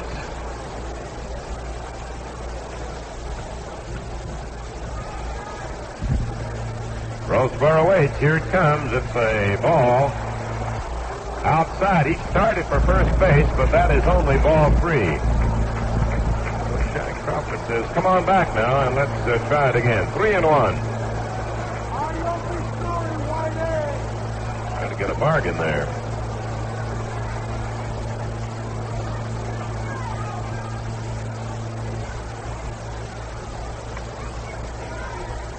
Ford takes his time. Here's the windup. Here's the pitch. It's a swing and a miss. He tried to check on a sharp breaking ball that was down around the knees, but he'd gone too far. 3-2 on Roseborough. The Dodgers won and the Yankees nothing in the 4th game of the 1963 World Series at Dodger Stadium in Los Angeles. Now Whitey into action again. Here he comes. Roseborough cuts and strikes out. The curveball got him, and that ends the inning. 1 run, 1 hit. No errors, nobody left. And at the end of 5, the Dodgers won and the Yankees nothing. Well, they are still talking about the fine 3-hit shutout that John Drysdale pitched yesterday. And Don was talking with Ben Scully not long ago, so let's listen in. Hey, Don, that's a real clean-looking shave you've got there. Sure, Ben, that's a Gillette shave. Nothing like it to keep a man looking his best. And there's nothing like it for comfort. Don Drysdale and millions of men know the easy way to look and feel their best. A quick, refreshing all Gillette shave. Foamy instant lather shave cream gives whiskers a super soaking. Keeps them moist. First easy stroke to last. Slip a super blue blade in your slim adjustable razor and dial the blade setting that's just right for your particular skin and beard. Gillette's exclusive micrometer dial has 9 settings. Lower numbers for lighter beards, higher numbers for heavy beards. Right now, as the Gillette World Series special, get the slim adjustable razor with Super Blue Braids, plus foamy, regular or menthol, for only $1.79. It's a $2.29 value, so you save 50 cents. We pause 30 seconds for station identification. You'll always be home safe when you buy Ginger Perfect Saratoga Ginger Ale. Its extra pale dry flavor is bubbly bright and zestful. A delicious pick-me-up beverage and a real thirst quencher, too. Saratoga Ginger Ale is a happy marriage of imported Jamaican gingers and clear, pure crystal waters with a just right touch of carbonation. The result is the most zestful, tangy, rich ginger ale you've ever tasted. World Series time anytime is the time for refreshing, bright, sparkling Saratoga Ginger Ale. The Ginger Perfect beverage. Get Saratoga Ginger Ale at your favorite store or tavern by name. WGY Schenectady. First pitch to him, and now waits on a strike one delivery from Koufax. Here's the pitch. He swings and pops it foul over near the screen. Here comes Roseboro. He has the room. He's under it and makes the catch. Ford topping out the catcher, John Roseboro. One out in the Yankees' 6th inning and the top of their batting order. Tony Kubek steps up.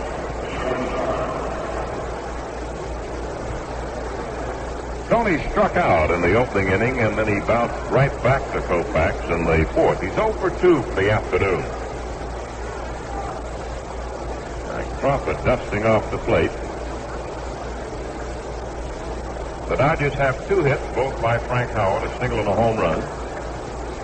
And the Yankees have 2 hits, a double by Richardson and a single by Elston Howard. A high curve on Tony. Ball on the count on him. Gilliam inside the bag at third base. Willie Davis in left center. It's tall Sandy Koufax. Ready, delivers. Here's a foul ball out of play. Down past third base in the lower deck. 1-1, that's the count.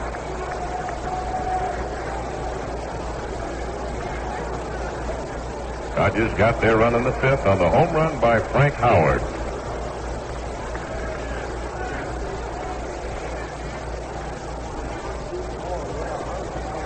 Kubek waits. The 1-1 delivery. Swing, a foul fly. It'll be out of play. Back into short left. 1 ball, 2 strikes. The count on Tony.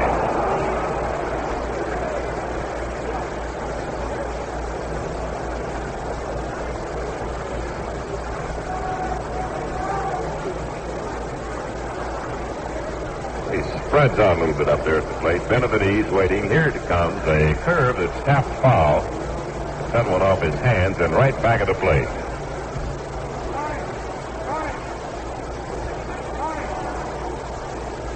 One ball, 2 strike count, 1 out and nobody on. The Yankees are at bat in the 6th inning. And the Dodgers lead 1-0.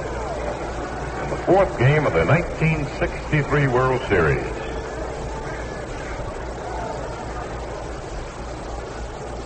Check of the sign by Sandy. Now he's ready. He winds. He pitches. There's a tap back toward the mound. Backs off the mound to field it. Goes to first to Skowron in plenty of time. And they're 2 up and 2 down in the New York 6th inning.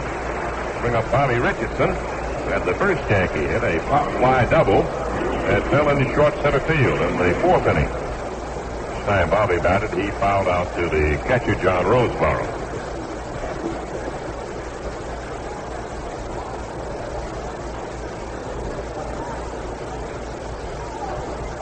Here's the windup by Koufax. He pitches. There's a fly ball down the right field line. Maybe foul. Skowron. Krzyzewski are chasing it, and Skowron can't get to it. He reached out, but he just missed it with his outstretched glove. You know, Ernie, this background here will help Koufax. Not that he needs any help, but he comes directly overhanded, and that green backdrop really doesn't give the hitters too much help because he's above that when he delivers it. Remember this year earlier when he was pitching in Milwaukee, they had the eclipse, and I remember Gene Oliver saying that's all Koufax needs is for the lights to go out, you know. Even the moon goes out for him. Here's Bobby batting now with a strike 1 count on him.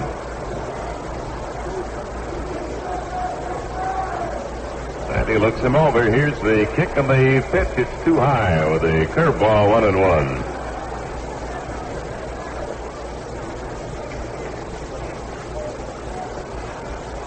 Right-hand batter waiting. Now the 1-1 delivery. It's a slow curve. It got across there. 1-2. He changed up on him that time and got the slow curve in above the knees.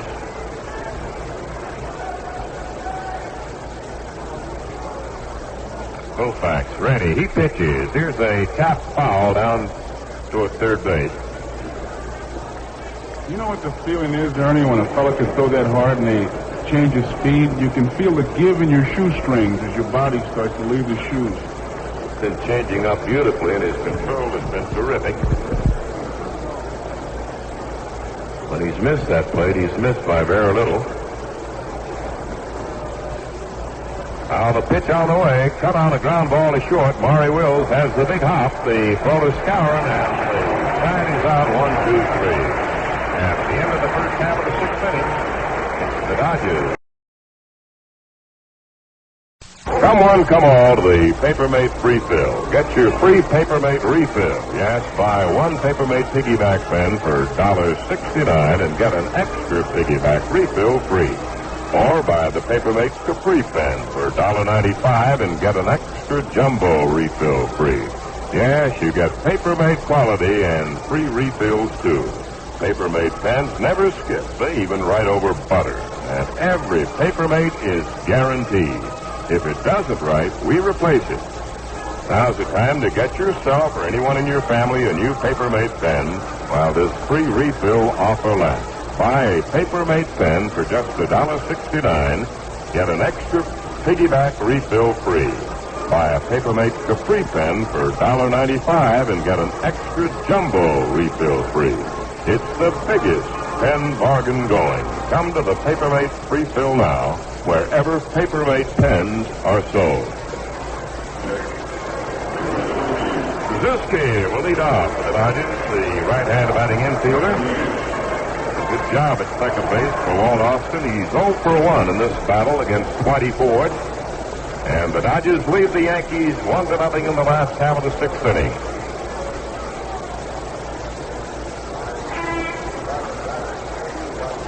A little left-hander. Ford gets his sign, started to go to work, then stopped. Now he's ready. He pitches.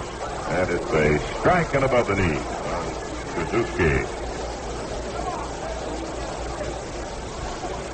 Both the Dodger hits belong to Frank Howard, and one of those a home run. Here's a ball in too close. 1-1. Backed him off with a fastball that time.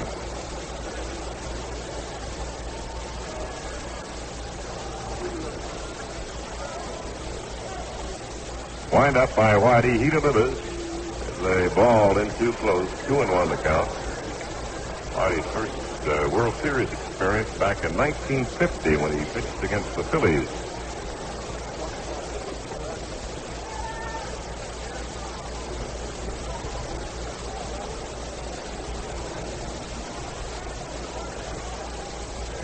Ford is slowed up on his pitching pace out there on the mound.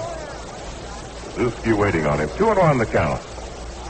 Outfield shallow straight away. There's a line drive to center going back a little bit. Mantle now. He's there to reach up and make the catch on the run. 1 up and 1 down. And the Dodgers sixth, and Koufax will get a hand.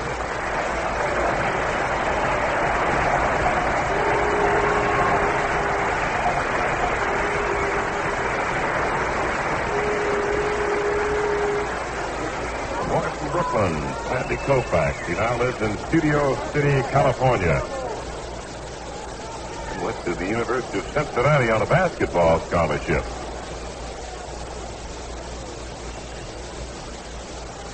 Ford delivers. It's a ball down low, ball 1. Outfield almost straight away, not deep, the infield back. 1-0, Dodgers lead. There's a swing and a miss on a knee-high pitch, and the count even 1-1.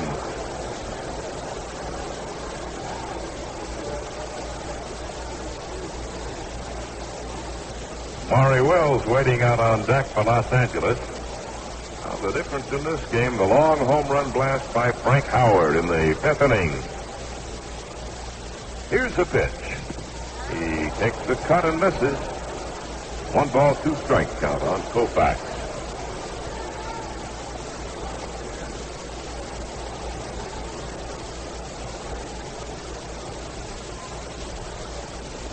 Ford off that mound a little bit, rubs up the ball. Now tugs his cap. Looking into Elston Howard. Here's the windup. He pitches. Strike called. He hit the outside corner with a fastball.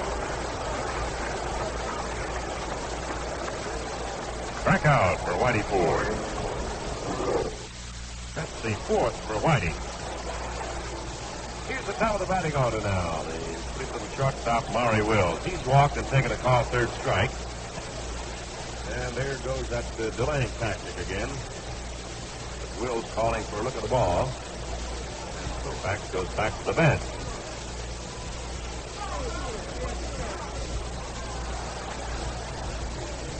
Switch hitter batting right-handed against Whitey Ford. He was 8 years in the minors before the Dodgers brought him up to their Major League club to stay. There's a chopped ground to hit to Richardson. He has it. The toss over to Peppertone for the easy out, and that's all in the Dodgers 6th. Nothing across. At the end of 6, Dodgers 1, Yankees nothing. Well, fans don't miss out on the 1963 Gillette World Series special that saves you 50 cents. You get the streamlined Gillette Slim Adjustable Razor with the exclusive micrometer blade setting dial. That's 9 settings to choose from, and one is just right for you. And you get a 79-cent can of Gillette Foamy Instant Lather Shave Cream, regular or menthol. It adds up to a $2.29 value. Yours now for only $1.79. The Gillette World Series Special. Slim adjustable razor with super blue blades, plus extra rich foamy for $1.79, and you save 50 cents.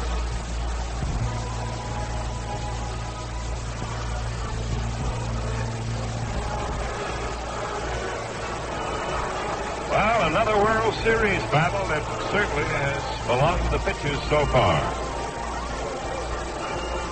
In fact, the pitchers have dominated this entire series. And right now, Sandy Koufax outdueling Whitey Ford 1-0. The New York Yankees coming to bat in their half of the 7th inning against Sandy. The home run by Frank Howard in the 5th inning. The difference in this battle. Here's Trash, switch hitter, batting right-handed. He's 0 for 2 today. Takes a curveball down low, scooped out of the dirt by Roseboro, the Dodger catcher. Trash struck out and then fouled out to Roseboro. It's a curve across just above the knees. 1-1. Sandy has not walked anybody, and he struck out 5. There's his curve in a little bit too close. Trash looked a little tempted on that one, but he didn't go for it. 2-1 the count on Tom.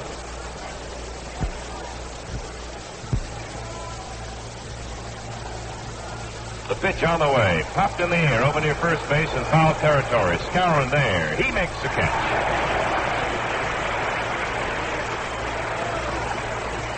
The last 7 batters have gone down in order now against Sandy Koufax, following the leadoff single by Howard in the 5th inning. Here's Mickey Mantle. The Yankee slugger has fly to right and bounced to short. The pitch on the way. He swings. There's a fly ball to deep left. It may be. It's out of here. A home run by Mickey Mantle to tie the game at 1-1.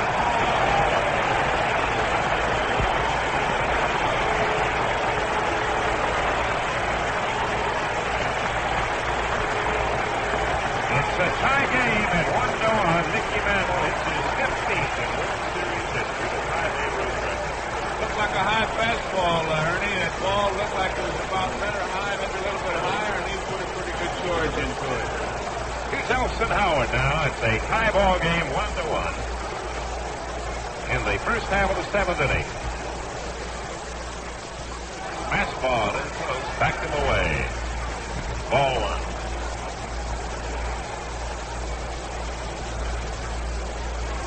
It's the third hit off Koufax for the Yankees.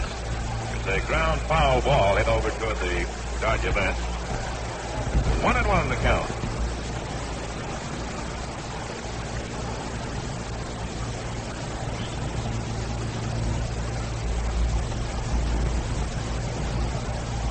Here's the motion. Here's the pitch. He swings and misses.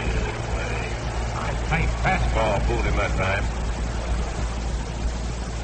The two home runs a little bit different. Howard was a long, high fly ball nearer the line. Mantle was more of a line drive and hit more up the left center field alley. As the line drive to right center, it'll be in for a base hit. Willie Davis chases it down. And Howard makes a big turn and holds with a long single to right center. His second hit. Well, the Yankees have the hits back-to-back here now. They've got a man on first and one man out in the seventh inning with Hector Lopez coming up. Lopez is 0 for 2 against Koufax. He has fly to center and fly to right. Lopez did a great job for Ralph Houck in the regulation campaign, filling in various spots when he was needed. Regarded around the American League as a fellow who is a tough hitter. Aronofsky throwing in the Dodger bullpen. Swinging a pop-up between home and first. Skowron is under it right near the line and makes the catch. It's a foul ball by a foot. Lopez fouling out the Moose Skowron. Keeps Howard at first base with 2 down.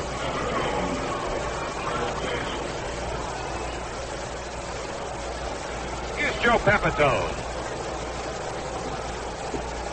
Joe has struck out twice. It's his left-hander, Koufax.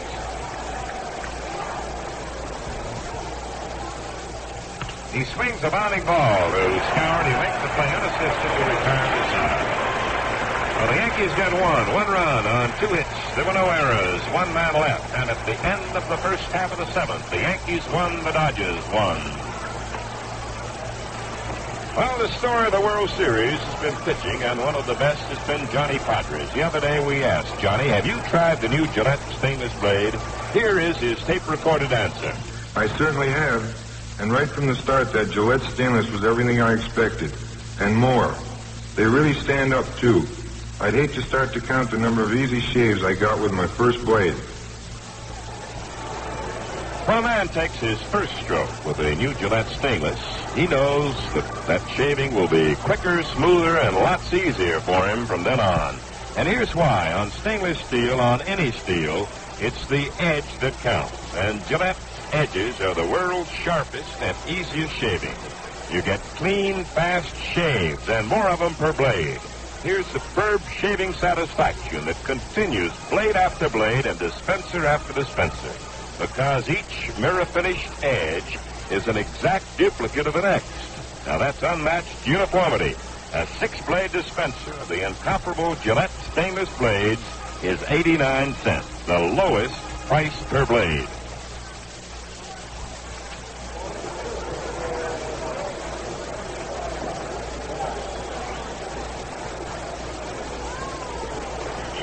A 1-1 tie in the last half of the seventh inning at Dodger Stadium. Another NBC Radio Network exclusive sports presentation, and what a battle this one's been. Jim Gilliam will lead off for the Dodgers in their half of the seventh inning. He has bunted into a double play, and he has bounced out to third.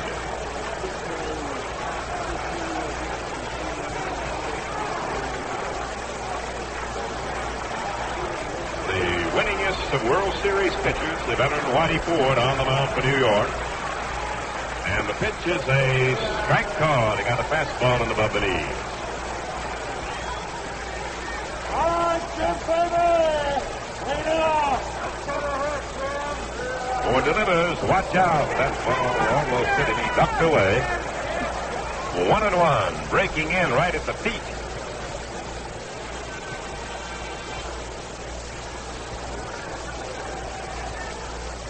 Game was scoreless until the fifth. Frank Howard hit a home run, and Mickey Mantle tied it with a Yankee home run here in the seventh. The Dodgers are batting in the last half of the seventh. There's a ground ball hit on a high out to Boyd. He goes up, comes down with it, throw to first. The ball to the barrier. Gilliam is headed for third. Pepitone running the ball back into the infield.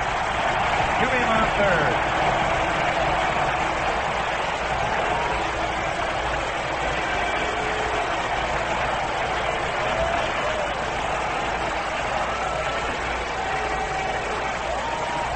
Jim Gilliam on third base, and it is an error charged to Joe Pepitone, the Yankee first baseman. Boya made a leaping grab of a high-bounding ball and apparently made a good play to first base, but Pepitone lost it somewhere. It got by him, went way back at first, and Gilliam was able to get to third. Ernie, it'll be interesting to get the explanation, but it could be the background is where he lost it because the throw was a strike. Boyer made a fine play, leaping as high as he did. Threw it across, but Pepitone just didn't catch it. Here's Willie Davis, the left-hand batting outfielder, to face Whitey Ford. The Yankees are pulling their infield into the inner grass, trying to cut down that man Gilliam on a ground ball, or keep him at third. Willie Davis is struck out and fouled out the catcher, Elston Howard. Now he steps away for a moment.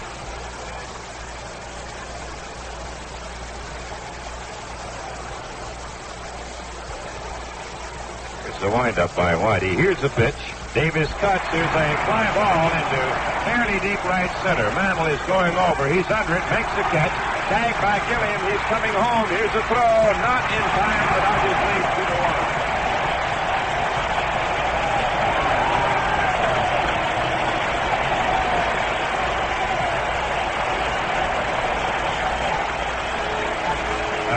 Sacrifice fly for Willie Davis, scoring Gilliam from third after the catch, and the Dodgers go in front again 2-1 over the Yankees.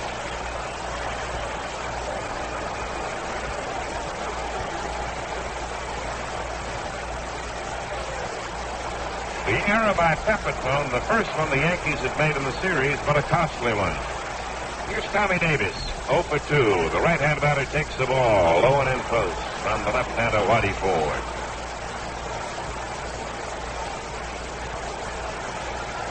2-1, the Dodgers lead in this fourth game of the World Series. Another NBC Radio Network exclusive sports presentation from Dodger Stadium in Los Angeles. The windup, the pitch on the way. He looks at the strike on the inside corner, 1-1 on Tommy.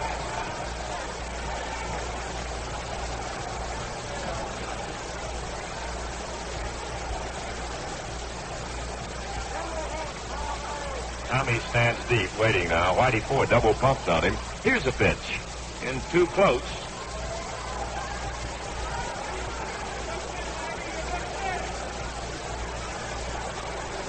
2-1 the count. One man out. Nobody on. 1 run in, and the Dodgers have gone ahead again, 2-1. Davis asking Crawford, the umpire, to inspect the baseball that Whitey Ford's been using.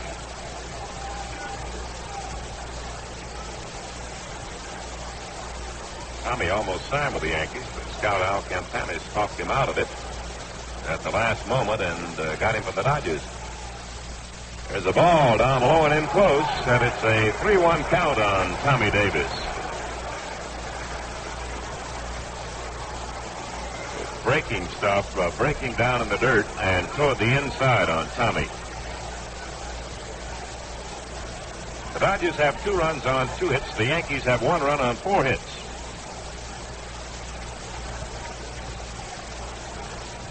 Here's the windup and the pitch. Cut on a bounding ball up the middle. Richardson to the right. Has it. Here's the throw to Pepitone in time. And Tommy Davis is out. Ran out from under his cap as he crossed first base. Here's a hand for Frank Howard.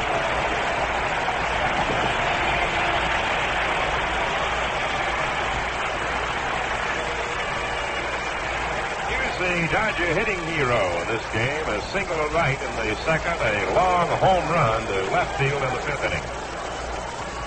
2 for 2 for Frank Howard.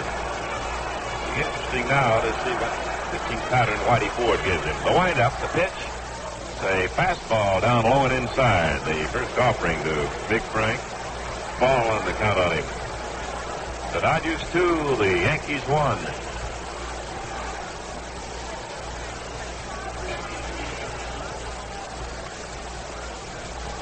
Ford backing off the mound.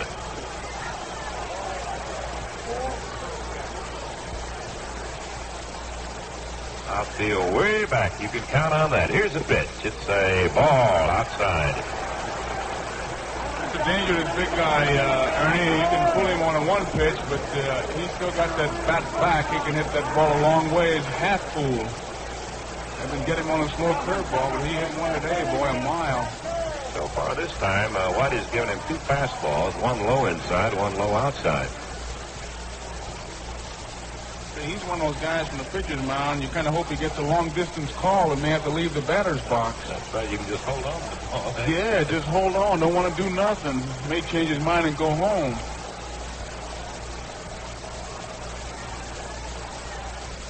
Whitey takes his time. Now the windup by 4. The pitch to Howard. Strike. He got that fastball on the outside corner.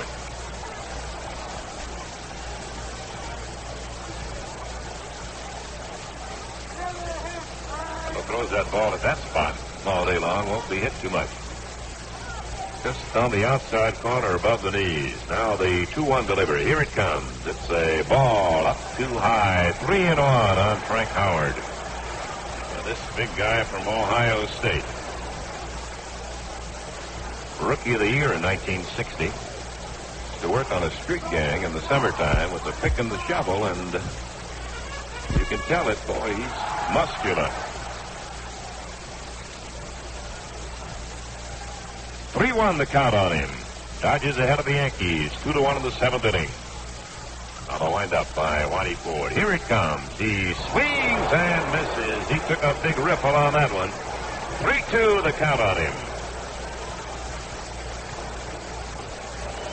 About everybody in the ballpark knew he was going to take his cut. He hit 3-0 in the 2nd inning and had a base hit. Cooper Dett's got the great line. He says Howard belongs in another league, a higher one. I mean, he came down, eh? 3-2 the count on him.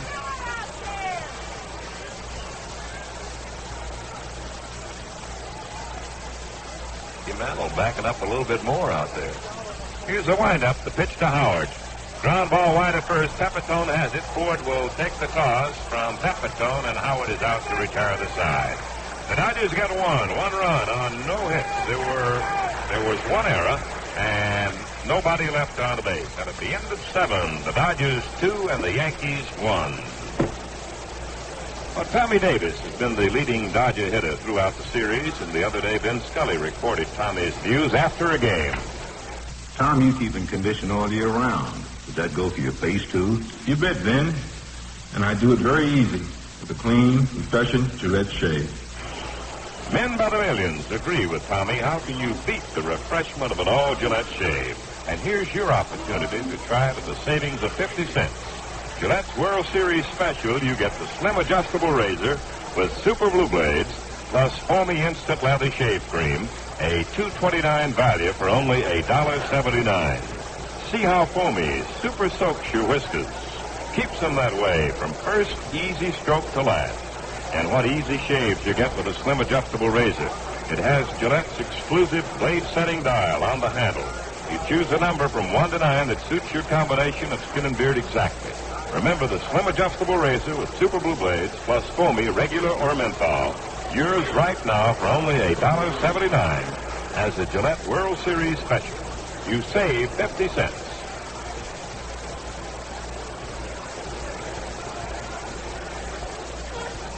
Ron Fairley has gone to right field, replacing Frank Howard for the Los Angeles Dodgers. The Yankees come to bat in the 8th inning, and the Dodgers lead 2-1. This 4th game of the 1963 World Series. Sandy Koufax trying for his second victory of the series. And he pitches a strike, a curveball over on Clete Boyer, leading off for New York in the eighth. Boyer has struck out and bounced into a fourth. Here it comes. A strike, another slow curve up the outside corner.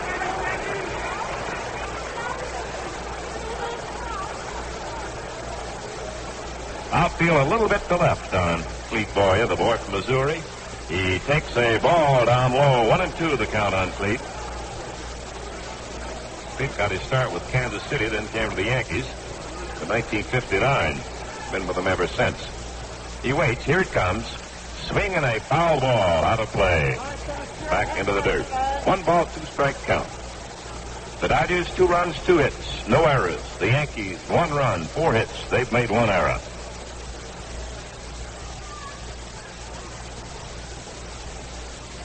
Koufax into action. Delivers. Here's a foul ball upstairs out of play. 1-2 the count on Boyer.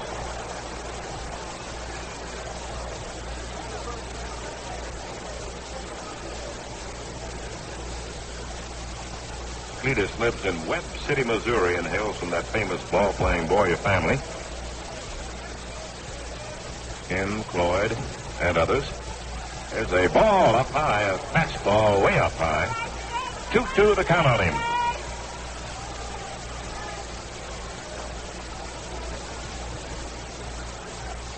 Sandy Koufax is slowing up on his pitching pace a little bit at this point.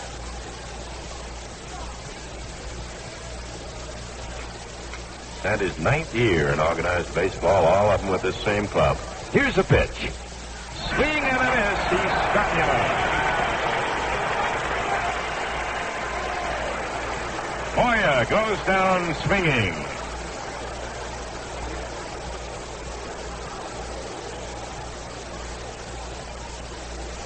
Well, we'll have a pinch hitter now. Bill Lenz is coming in to bat for Whitey Ford.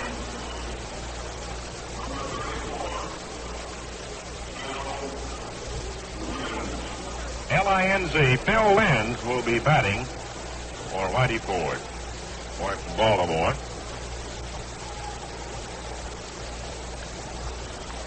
And a very valuable utility man for the Yankees this season. Right-handed batter to face Koufax. Here's the pitch. It's a curve in too close. Ball 1, the count on Lenz. 1 out, nobody out. The Yankees have got in the 8th inning. The Dodgers lead them 2-1. The windup, the pitch. He swings and misses. Took a big cut of that one, 1-1.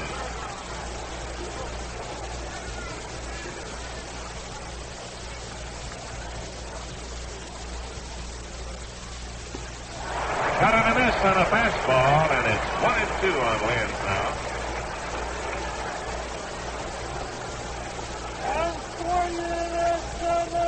NBC Radio beaming this one to you from Dodger Stadium in Los Angeles. Another exclusive sports presentation of NBC. Here's a high curve, and the count is even 2-2. The game was scoreless until the 5th. Frank Howard broke that scoreless tie with a home run. Mickey Mantle tied it for 7th. And then an error led to the scoring of the tie-breaking run by the Dodgers in the 7th. Is a line drive to left, a base hit, past the glove of Gilliam. Lenz will make a turn now and goes halfway to second and then comes on back to first base. A pinch single by Phil Lenz of the Yankees, batting for Whitey Ford. That is hit number 5 for New York of Sandy Koufax. And Tony Kubek, who has failed to hit. 0 for 3 for Tony, will face Sandy.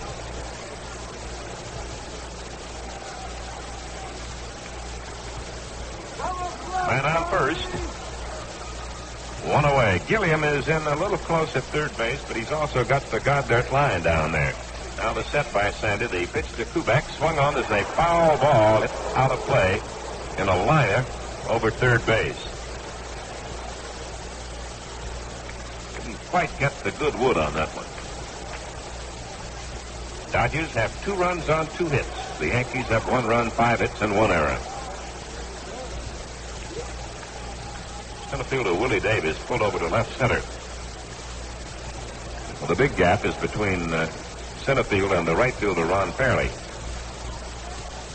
Set by Sandy Koufax. The left-handed pitches. Kubek swings a bounding ball to second base. Suzuki makes the tag. Throw to first. Double play. Suzuki made the tag of the oncoming runner, Lenz, then threw to first to double up Kubek, and the side retired. No runs, one hit, no errors, and nobody left. And at the end of the first half of the eighth inning, the Dodgers 2 and the Yankees 1. Well, Elston Howard leads the Yankee hitting attack with 2 hits off Koufax. And Mel Allen recorded him the other day in the clubhouse while he was shaving. Listen. By the way, Ellie, have you tried the new Gillette stainless blade? I got one in my razor now, Mel, and I've been getting the slickest shaves of my life with it all week. Talk about comfort, there's nothing like it. One man asks another, have you tried the new Gillette stainless blade? One man tells another, there's just nothing like them. Because on stainless steel, on any steel, it's the edge that counts. And true Gillette edges are the sharpest, easiest shaving in the world. You'll realize from your first stroke, your first shave, Gillette has given a brand new meaning to the phrase shaving comfort. Quick, clean shaves, refreshing shaves, and more of them per blade. And uniform, each blade is alike, each equally smooth shaving, an achievement unmatched by other makers' blades. A dispenser of 6 incomparable Gillette stainless blades costs just 89 cents, the lowest price per blade. We pause 30 seconds for station identification. When you take a between-innings break while listening to the World Series, try a tall, ice-cold glass of Saratoga Vichy with a twist of lemon. It's the most satisfying, thirst-quenching drink known to man. The ladies will love it, too, because there's not a single calorie in Saratoga Vichy, just tangy, lively-tasting refreshment. Saratoga Vichy's extra dry taste and long-lasting carbonation make it the perfect mixer for your favorite spirits, too. Build yourself a long, tall drink now with sparkling Saratoga Vichy and ice. Then sit back and enjoy the World Series. Man, that's living. Always get Saratoga Vichy, the world's perfect mixer, at your store. Look for the bright yellow label. WGY, WGFM, Schenectady. The ball game in favor of the bench hitter, Phil Lenz. And Skowron of the Dodgers will be the first man to face him in the Los Angeles eighth inning. Rennick, the boy from Ontario, California, was born in Warren, Ohio. And with the Yankees this year, won 4 and lost 3. This will be his third appearance in the series. No won and lost record in series competition this year for Hal Rennick. Skowron takes a fastball up high, ball 1. The Dodgers lead in this close one, 2-1. They're at about in the eighth inning. The Dodgers trying to sweep this 1963 World Series in 4th straight. Now the pitch. Swung on. There's a fly ball to left field deep. Going back is Tresh on the warning track waiting. Makes the catch. Skowron flies deep to left fielder Tom Tresh, and there's one down. Bring up John Roseborough. Roseborough has bounced out. First the pitcher who covered. He has struck out. Well, Ford pitched a good, solid game. He went 7 innings. He gave up 2 runs on 2 hits, walked 1, and struck out 4.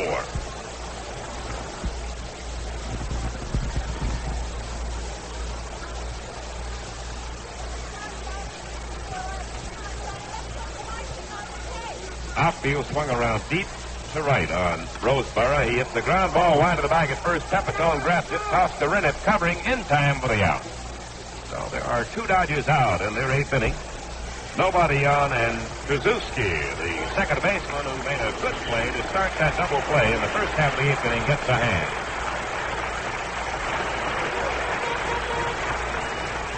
With 1 on and 1 out of the 8th, Kubek hit the ball to Suzuki, and he tagged the runner, Lenz, coming down the line, and then was able to throw out the batter, Kubek.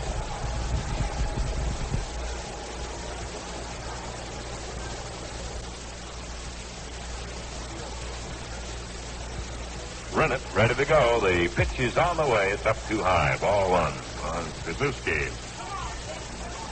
A bounce out to shortstop for the fly out to center field, representing his efforts at the plate in this game. Here's the windup, the pitch on the way. It's a ball down low. 2-0 the count.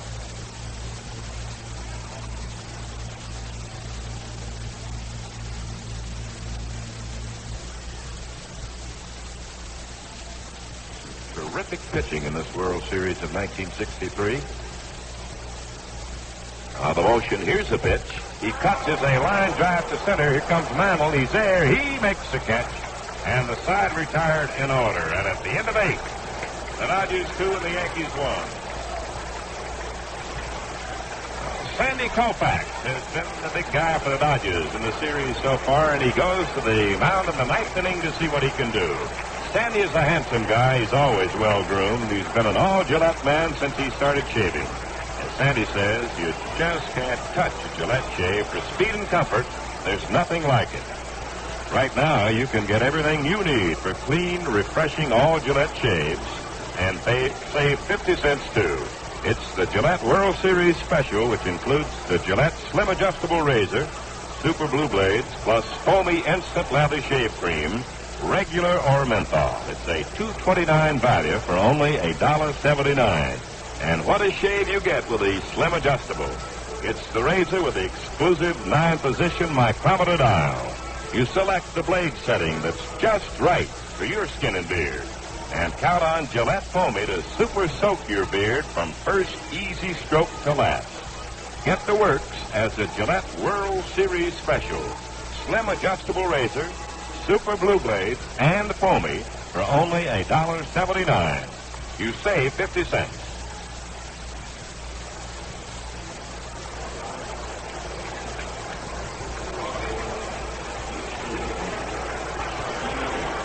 Oh, hang on now. Here's the 9th inning of the 4th game of the 1963 World Series. Brought to you by NBC Radio. And Bobby Richardson leading off for the Yankees in the 9th inning. The Dodgers ahead 2-1. Koufax can get him out. The world's title belongs to Los Angeles. There's a ball down low. Richardson has fouled the catcher Roseborough, had a pop fly double in the 4th inning, and bounced out to Wills it short in the 6th. The pitch. He swings and misses on a fastball. 1-1.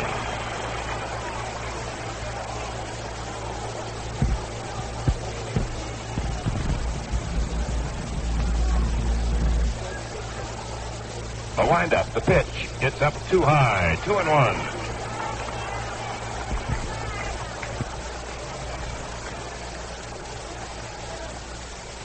Dodgers lead the Yankees 2-1 in the 9th inning. Here it comes. He swings a fly ball into right center field. It'll drop in for a base hit by Bobby Richardson. He's on with a leadoff single in the Yankee 9th inning. The Yankees giving the battle here.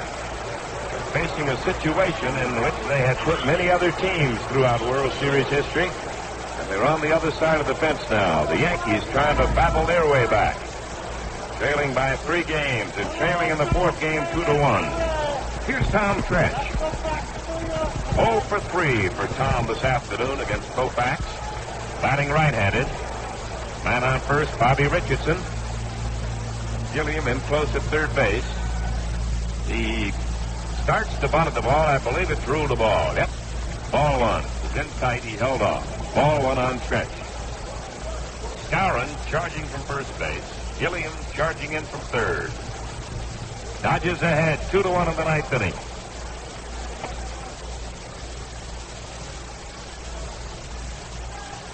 Set by the Dodger left-hander. Now the pitch. He swings and misses. Well, they didn't have the bunt sign on that time. He took his full cut. 1-1 the count on Tom Tresh.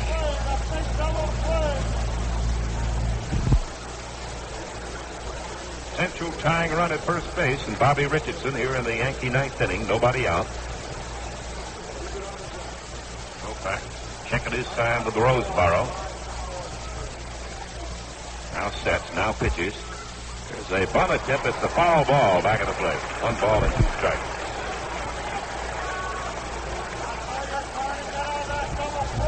So Richardson moving, has to go on back to first base now.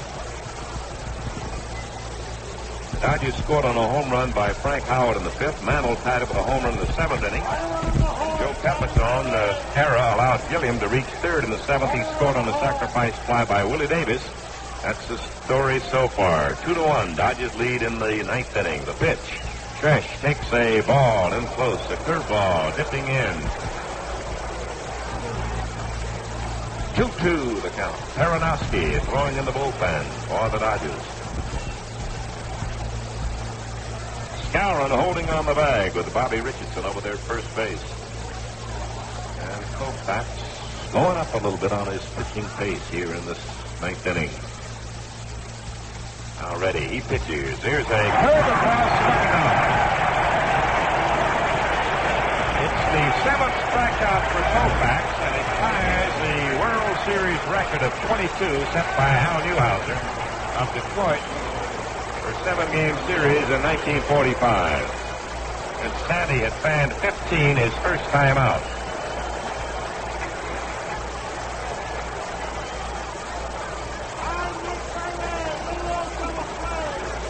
Right now, though, Sandy is thinking about the man at the plate, Mickey Mantle.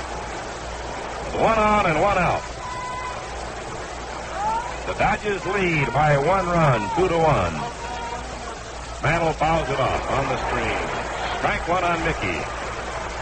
Roseboro trotting out to talk with his pitcher. Mantle fly to right in the second. He bounced to short in the fourth, and then hit a home run in the seventh.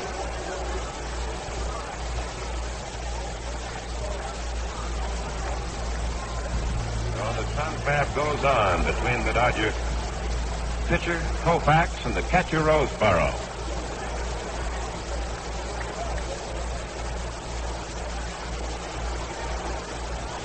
Richardson trying to get a little bit of an edge off of first base. Now the set. And the throw goes over to first to keep him honest over that way. Dodgers lead the Yanks 2-1, ninth inning, 1 on and 1 out. Mantle the batter. Outfield deep to left. He swings and misses. Strike 2.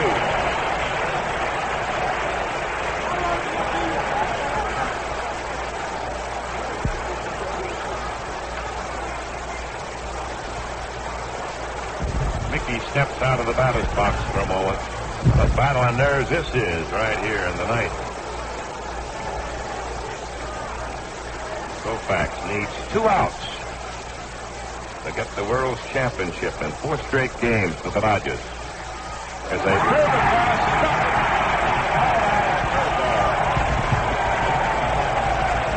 and this big crowd, a standing ovation for Koufax for setting the new World Series strikeout record.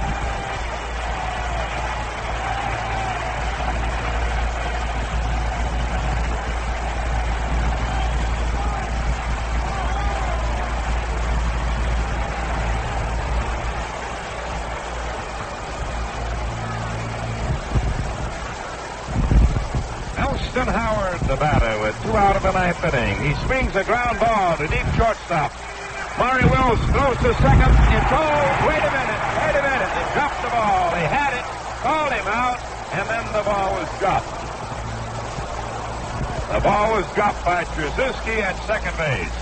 Gorman had called out the runner at second on what would have been a force out to end the ball game, but Trzaskowski dropped the ball, and then Gorman changed his sign to safe. It'll be an error charged to Trzaskowski here in the ninth inning to keep the Yankees alive. Howard is safe at first base. Bobby Richardson is safe at second. And now it's all between Koufax and Hector Lopez. An error charged to Trzaskowski, the second baseman, for dropping the throw from Maury Wills, the shortstop, on the fourth play.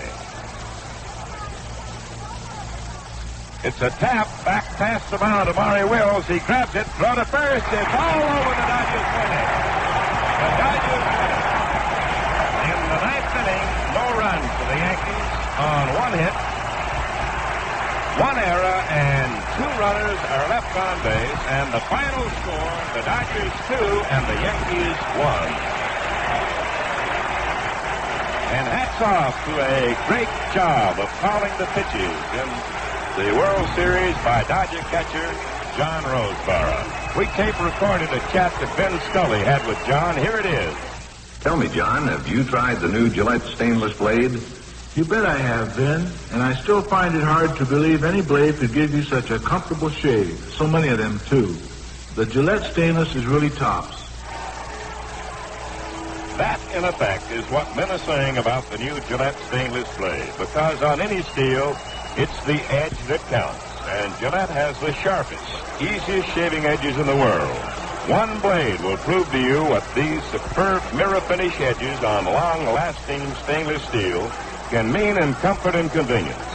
The first shave, smooth, easy, almost beyond belief, with more just like it in every blade. But beyond that, blade after blade, you'll find unequal uniformity.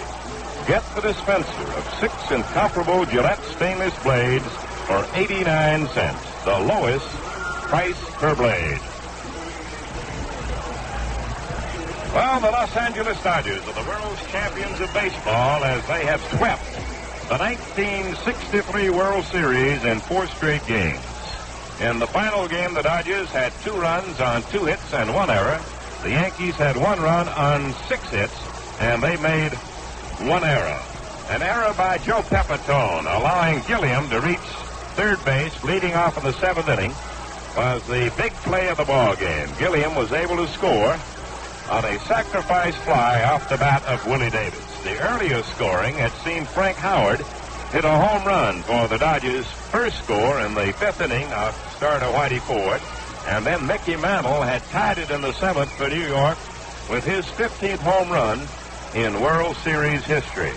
And with the game tied 1-1, Gilliam hit a bounding ball to Boyer at third base, who threw to Pepitone. The ball got by Joe, and by the time he chased it down, Gilliam reached third. Then he scored when the next batter, Davis, lifted a fly ball to center fielder Mickey Mantle. Gilliam coming across after the catch, and that was the winning run of the World Series. Now to Vin Scully in the Dodger locker room. Scully and some of the victorious Dodgers. Take over, Ben. Dodger Stadium is 2 years old, and today the Dodgers did something that has never happened in history. They won 4 in a row from the New York Yankees. Sandy, you're sipping champagne, and the first thing, of course, to ask you is, how in the world did you decide to slow curveballs to Mantle with the count 0-2? I just felt like it. I don't know why, Benny. John called it, and he put down 2 for the curveball, and after he put it down, I saw him wiggle it a little. I said, change curve? I said, okay, Gabby. Well, now, he hit a fastball high and away for a home run, and yet you gave him 2. No, it was down low. It was about belt high, and I thought in the middle of the plate I tried to get it in, and I cut it out over the plate a little bit, and he hit it good. Boy, he hit it a ton. The commissioner of baseball, Ford Frank. Congratulations. That was a terrific exhibition. Sandy, 1 minute you thought you had it won on the play at second. Tracewski dropped the ball. That must have really broken your heart for that split second. Well, now we got a runner in scoring position, and didn't make me feel too good. And then the slow hit ball, I thought, oh, Maury, make a play somewhere. How would you compare your stuff today as in the first game? Well, I think it's just a reversal today. I thought I had a better fastball than I did in the first game, and not as good a curveball. You were more of a consistently good pitcher, though, today than you were the other day when you were brilliant for 4 innings and then had some trouble. Well, I felt a little bit more tired the last time. I had broken up my routine, and I hadn't pitched in a week. So this time I got back into a regular routine, and I felt like I held my stuff better. I understand you had a corn removed from your left foot before the game or a couple of days ago. Did it bother you? No, it wasn't a corn. I had what they call an ulcer between the toes, and in the 7th inning in the first game, it tore out, and it was bleeding. So before the game, they gave me a shot of Novocaine. I didn't feel a thing. Congratulations, and of course, everybody in the baseball world thrilled over what you've done. Thank you very much, Benny. Commissioner, the World Series is 60 years old, and you really had yourself a show. In many ways, Ben, I think this was probably the greatest World Series ever played. I have never seen such consistently fine pitching. And, of course, from a National League standpoint, it's terrific because I guess it's the first time in all history that the Yankees have ever been taken to their first straight game. Yes, I think that would be something remembered. And there's a big man on my right. I just saw him, Don. Again, good luck to you. Don Drysdale, his great game yesterday was a big one. Don, how did it feel watching today? Well, I'll tell you, it was just great. I got a little nervous there in that last inning with those big guys coming up, but boy, I'll tell you, Sandy was great, just great. That's really something to throw that slow curveball to Mantle 0-2. Oh, well, it was in a great spot, down low and in, and well, Mickey took it all the way. Congratulations, Don. That 1-0 victory is of yours, of course, one of the big four. Thank you very much, Vinny. Thank you. Mr. Warren Giles, the president of the National League. It was wonderful, great, wonderful. I guess in the history of the league, you couldn't have more rejoicing than the fact that they knocked off the Yankees. Congratulate Buzzy here, just a minute. E.J. Bavasi, vice president of the Dodgers, you've waited a long time for this day. Very long, Vinny, very long. Great day. How did you feel about watching the ball club today? Did they play up to your expectations? Well, they played this way all year. We'd have won by 30. I guess that sums it up, Mr. Giles. Well, I tell you, this great victory couldn't have gone to a more deserving organization. And this beautiful stadium out here, I tell you, I'm glad the people around the world could see it. It's a tremendous thing. Great for baseball. It's wonderful for the National League. Thank you, sir, very much. Mr. Giles, E.J. Bavasi, congratulations. Thank you, Vinny. Congratulations. Now we'll take a look at some of the boys who had a lot to do with the victory. And first of all, we go to the head man, number 24, Walter Alston. The name Walter Alston is now in the record books with John McGraw, but you did something even McGraw couldn't do. You whipped the Yankees 4 straight. Well, Vinny, that's great. I didn't think it, if he said we could win in 7, I would have been satisfied, but that's a great ball club over there. They got a lot of power and they got some good pitching, and it took a lot of good playing on our fellow's part to go ahead and take 4 straight, and I'm proud of these boys from the very top. You had Peronowski and Miller available in the bullpen. Did you ever even have a thought of going out to the mound? No, I had no intention of going out. I just had him ready in case Andy was getting a little tired. He showed no indications of getting tired, did he? Walter, congratulations. Thank you, Vinny. Bill Skowron, the Moose has come back. And Mooser, I guess this should rank with one of your big thrills. This is probably the biggest thrill of my life, to play with the Dodgers. And, well, we beat the Yankees 4 in a row, and I've got a lot of close friends over there, Vince. It's a big thing for me, especially getting traded to the Dodgers. They got a wonderful organization. I love them. I just hope I be back with them next year. Playing first base at Dodger Stadium, that meant you were only about 50 feet from the Yankee dugout. Did the boys talk to you at all today? Yogi and I have been very close friends, and we were talking about the field and about the plane back home and stuff like that. They've been great to me, Vince. Did they holler to you on those pop flies? Yes, they did. I'll bet they did. They know I'm not too good at catching Papa. Moose, I would think that with your 5 hits and a great series that you'll remember this one a long time. Yes, I will, Vince. Congratulations to you, Bill Skowron. Thank you. Ron Peronowski, we thought we'd see a lot of you, but you wound up just appearing briefly and only one. Well, I'm lucky to get in that one. Johnny got a little tired and said to come on in, so I would have been set there the whole 4 games. I understand you had suggested they should bring your golf clubs out of the bullpen. Well, I'll have to practice chipping now. Ron, when you were watching in the bullpen, can you tell whether Koufax is good stuff or not from out there? Yeah, we can tell just about from the first inning on. When they're not fouling the ball off in that first inning, we know he's throwing real hard. And then he comes with that curveball later on, that loosens up, and he has a heck of a good time. Well, it's about time you had a day off. It's been a long and wonderful year for you. Well, then you have to get ready for next spring now. Right. Congratulations, Ron Peronowski. Well, we have the big man right back of me, Frank Howard. Frank, you hit 2 balls in the series, one for a double, 460 feet, and the other one in the second deck. Congratulations. Thank you, Vinny. I can't say enough for our ball club. I think that the guys busted themselves all year long, and I think they deserve a lot of credit, along with the Dodge organization. I don't like to blow our own horn, Vinny, but I think the personnel in the Dodge organization, front office, and playing-wise are probably as fine as there is in baseball. So I think that we deserve what we got. We worked hard for it this year, and I hope we can continue to have as much success in, future years. Frank, in the booth, it looked like you had hit an off-speed curve up and in. No, actually, when I looked that way, the ball was away from me, Vinny, out over the plate, but I was looking all the way, and I went out and got it, and So, that might look like it was in on me because I went out and got it, and jerked it. Did you feel it was gone as soon as you hit it? Well, I thought I had a chance, but it was hit pretty good and right inside the left field foul line. So, it had a pretty good chance of going. That's and it went to second deck. Congratulations, Thank Frank. you, Benny. Vice President Fresco Thompson, along with left fielder Tommy Davis. And right back, Willie Davis. Fresco, congratulations. Ben, this is terrific. I've had some great thrills with the Dodgers in 41 years. This has to be the top. You sound like did a great job. You sound like you weren't quiet. A little dabble Gertie right now, Ben. Congratulations. Tommy and Willie Davis. And first of all, Tommy, you had yourself 5 base hits in the World Series. No, you had 6 base hits going into today's game. It was a great series. Congratulations.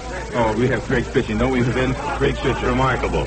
I'd like to say this, man. So I wish my mother-in-law, who passed away last week, could have been here. And I want to say to my in-law, this is for sister. Thank you, Tommy. Congratulations.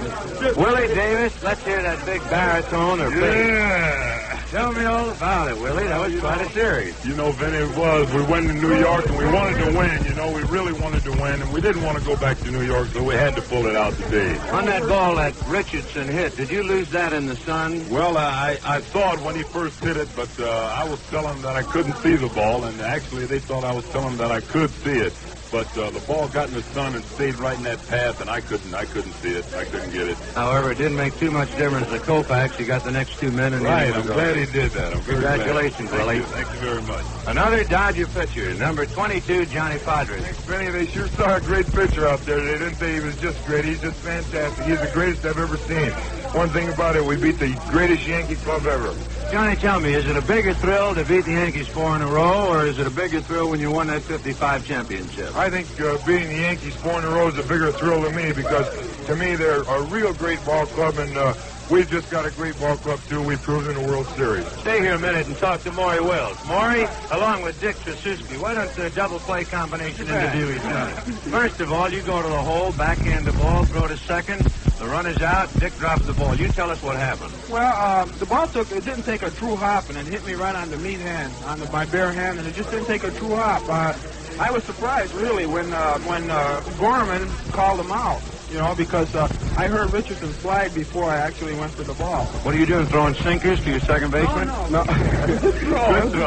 Well, actually, Vince, I threw the ball with all 5 fingers. I didn't get a real good jump, grip on it. I couldn't take time to do that, so I just flipped it, and I think Dick made a tremendous effort to catch it, and you noticed on the other play where he dove after the ball and then went back to the bag. I thought Dick had a great series, Vinny. He sure did. We're all happy. 10 years in the minor leagues and go all the way in a 4-game series. Really, really a great thrill. This is the best thing that ever happened to me. And, of course, we'll be looking forward to seeing double 4s next year, Dick. Oh, I hope so. Congratulations. Thank you, Vinny. Maury, you saw some great pitching. Whitey Ford gave you a pretty bad time. Well, everybody gave me a bad time, man. I didn't show what I was capable of showing, but we won, and it's a team effort, and that's the most important thing. If you don't mind, I'd like to say hello to my kids all watching now. It's too many to call all of them by name, but... All right, fine, Maury. Now that you've done it... I'm very commercial now, Congratulations, Maury Wills and Dick Tracewski. Hello, Redhead. What do you say? Congratulations. Thank you very much, Vinny. Johnny Roseborough said to you after catching that fly ball yesterday, don't do that again. Oh, it scared me. It scared me, I'll tell you. Congratulations, Ron. Thank you very much. Well, that about does it from this scene here at the Dodger dressing room. They're pouring champagne off to my left all over Dick Tracewski. And friends, I hope you've enjoyed hearing from these very happy Los Angeles Dodgers. Well, thank you, Vince Scully. The Dodgers are the world's champions of baseball for 1963. The World Series is now history. This broadcast authorized under broadcasting rights granted by the Commissioner of Baseball solely for the entertainment of our listening audience. Any publication, rebroadcast, or other use of the descriptions and accounts of this game without the express consent of the Commissioner is prohibited. Our NBC engineer today, John Pollock. Our NBC producer, Hal Ashby. The 1963 World Series is over, but don't forget that Gillette and Chrysler Corporation will also bring you the Blue-Gray football game and the 1964 Rose Bowl game exclusively over the NBC Radio Network. This has been an NBC Radio Network production.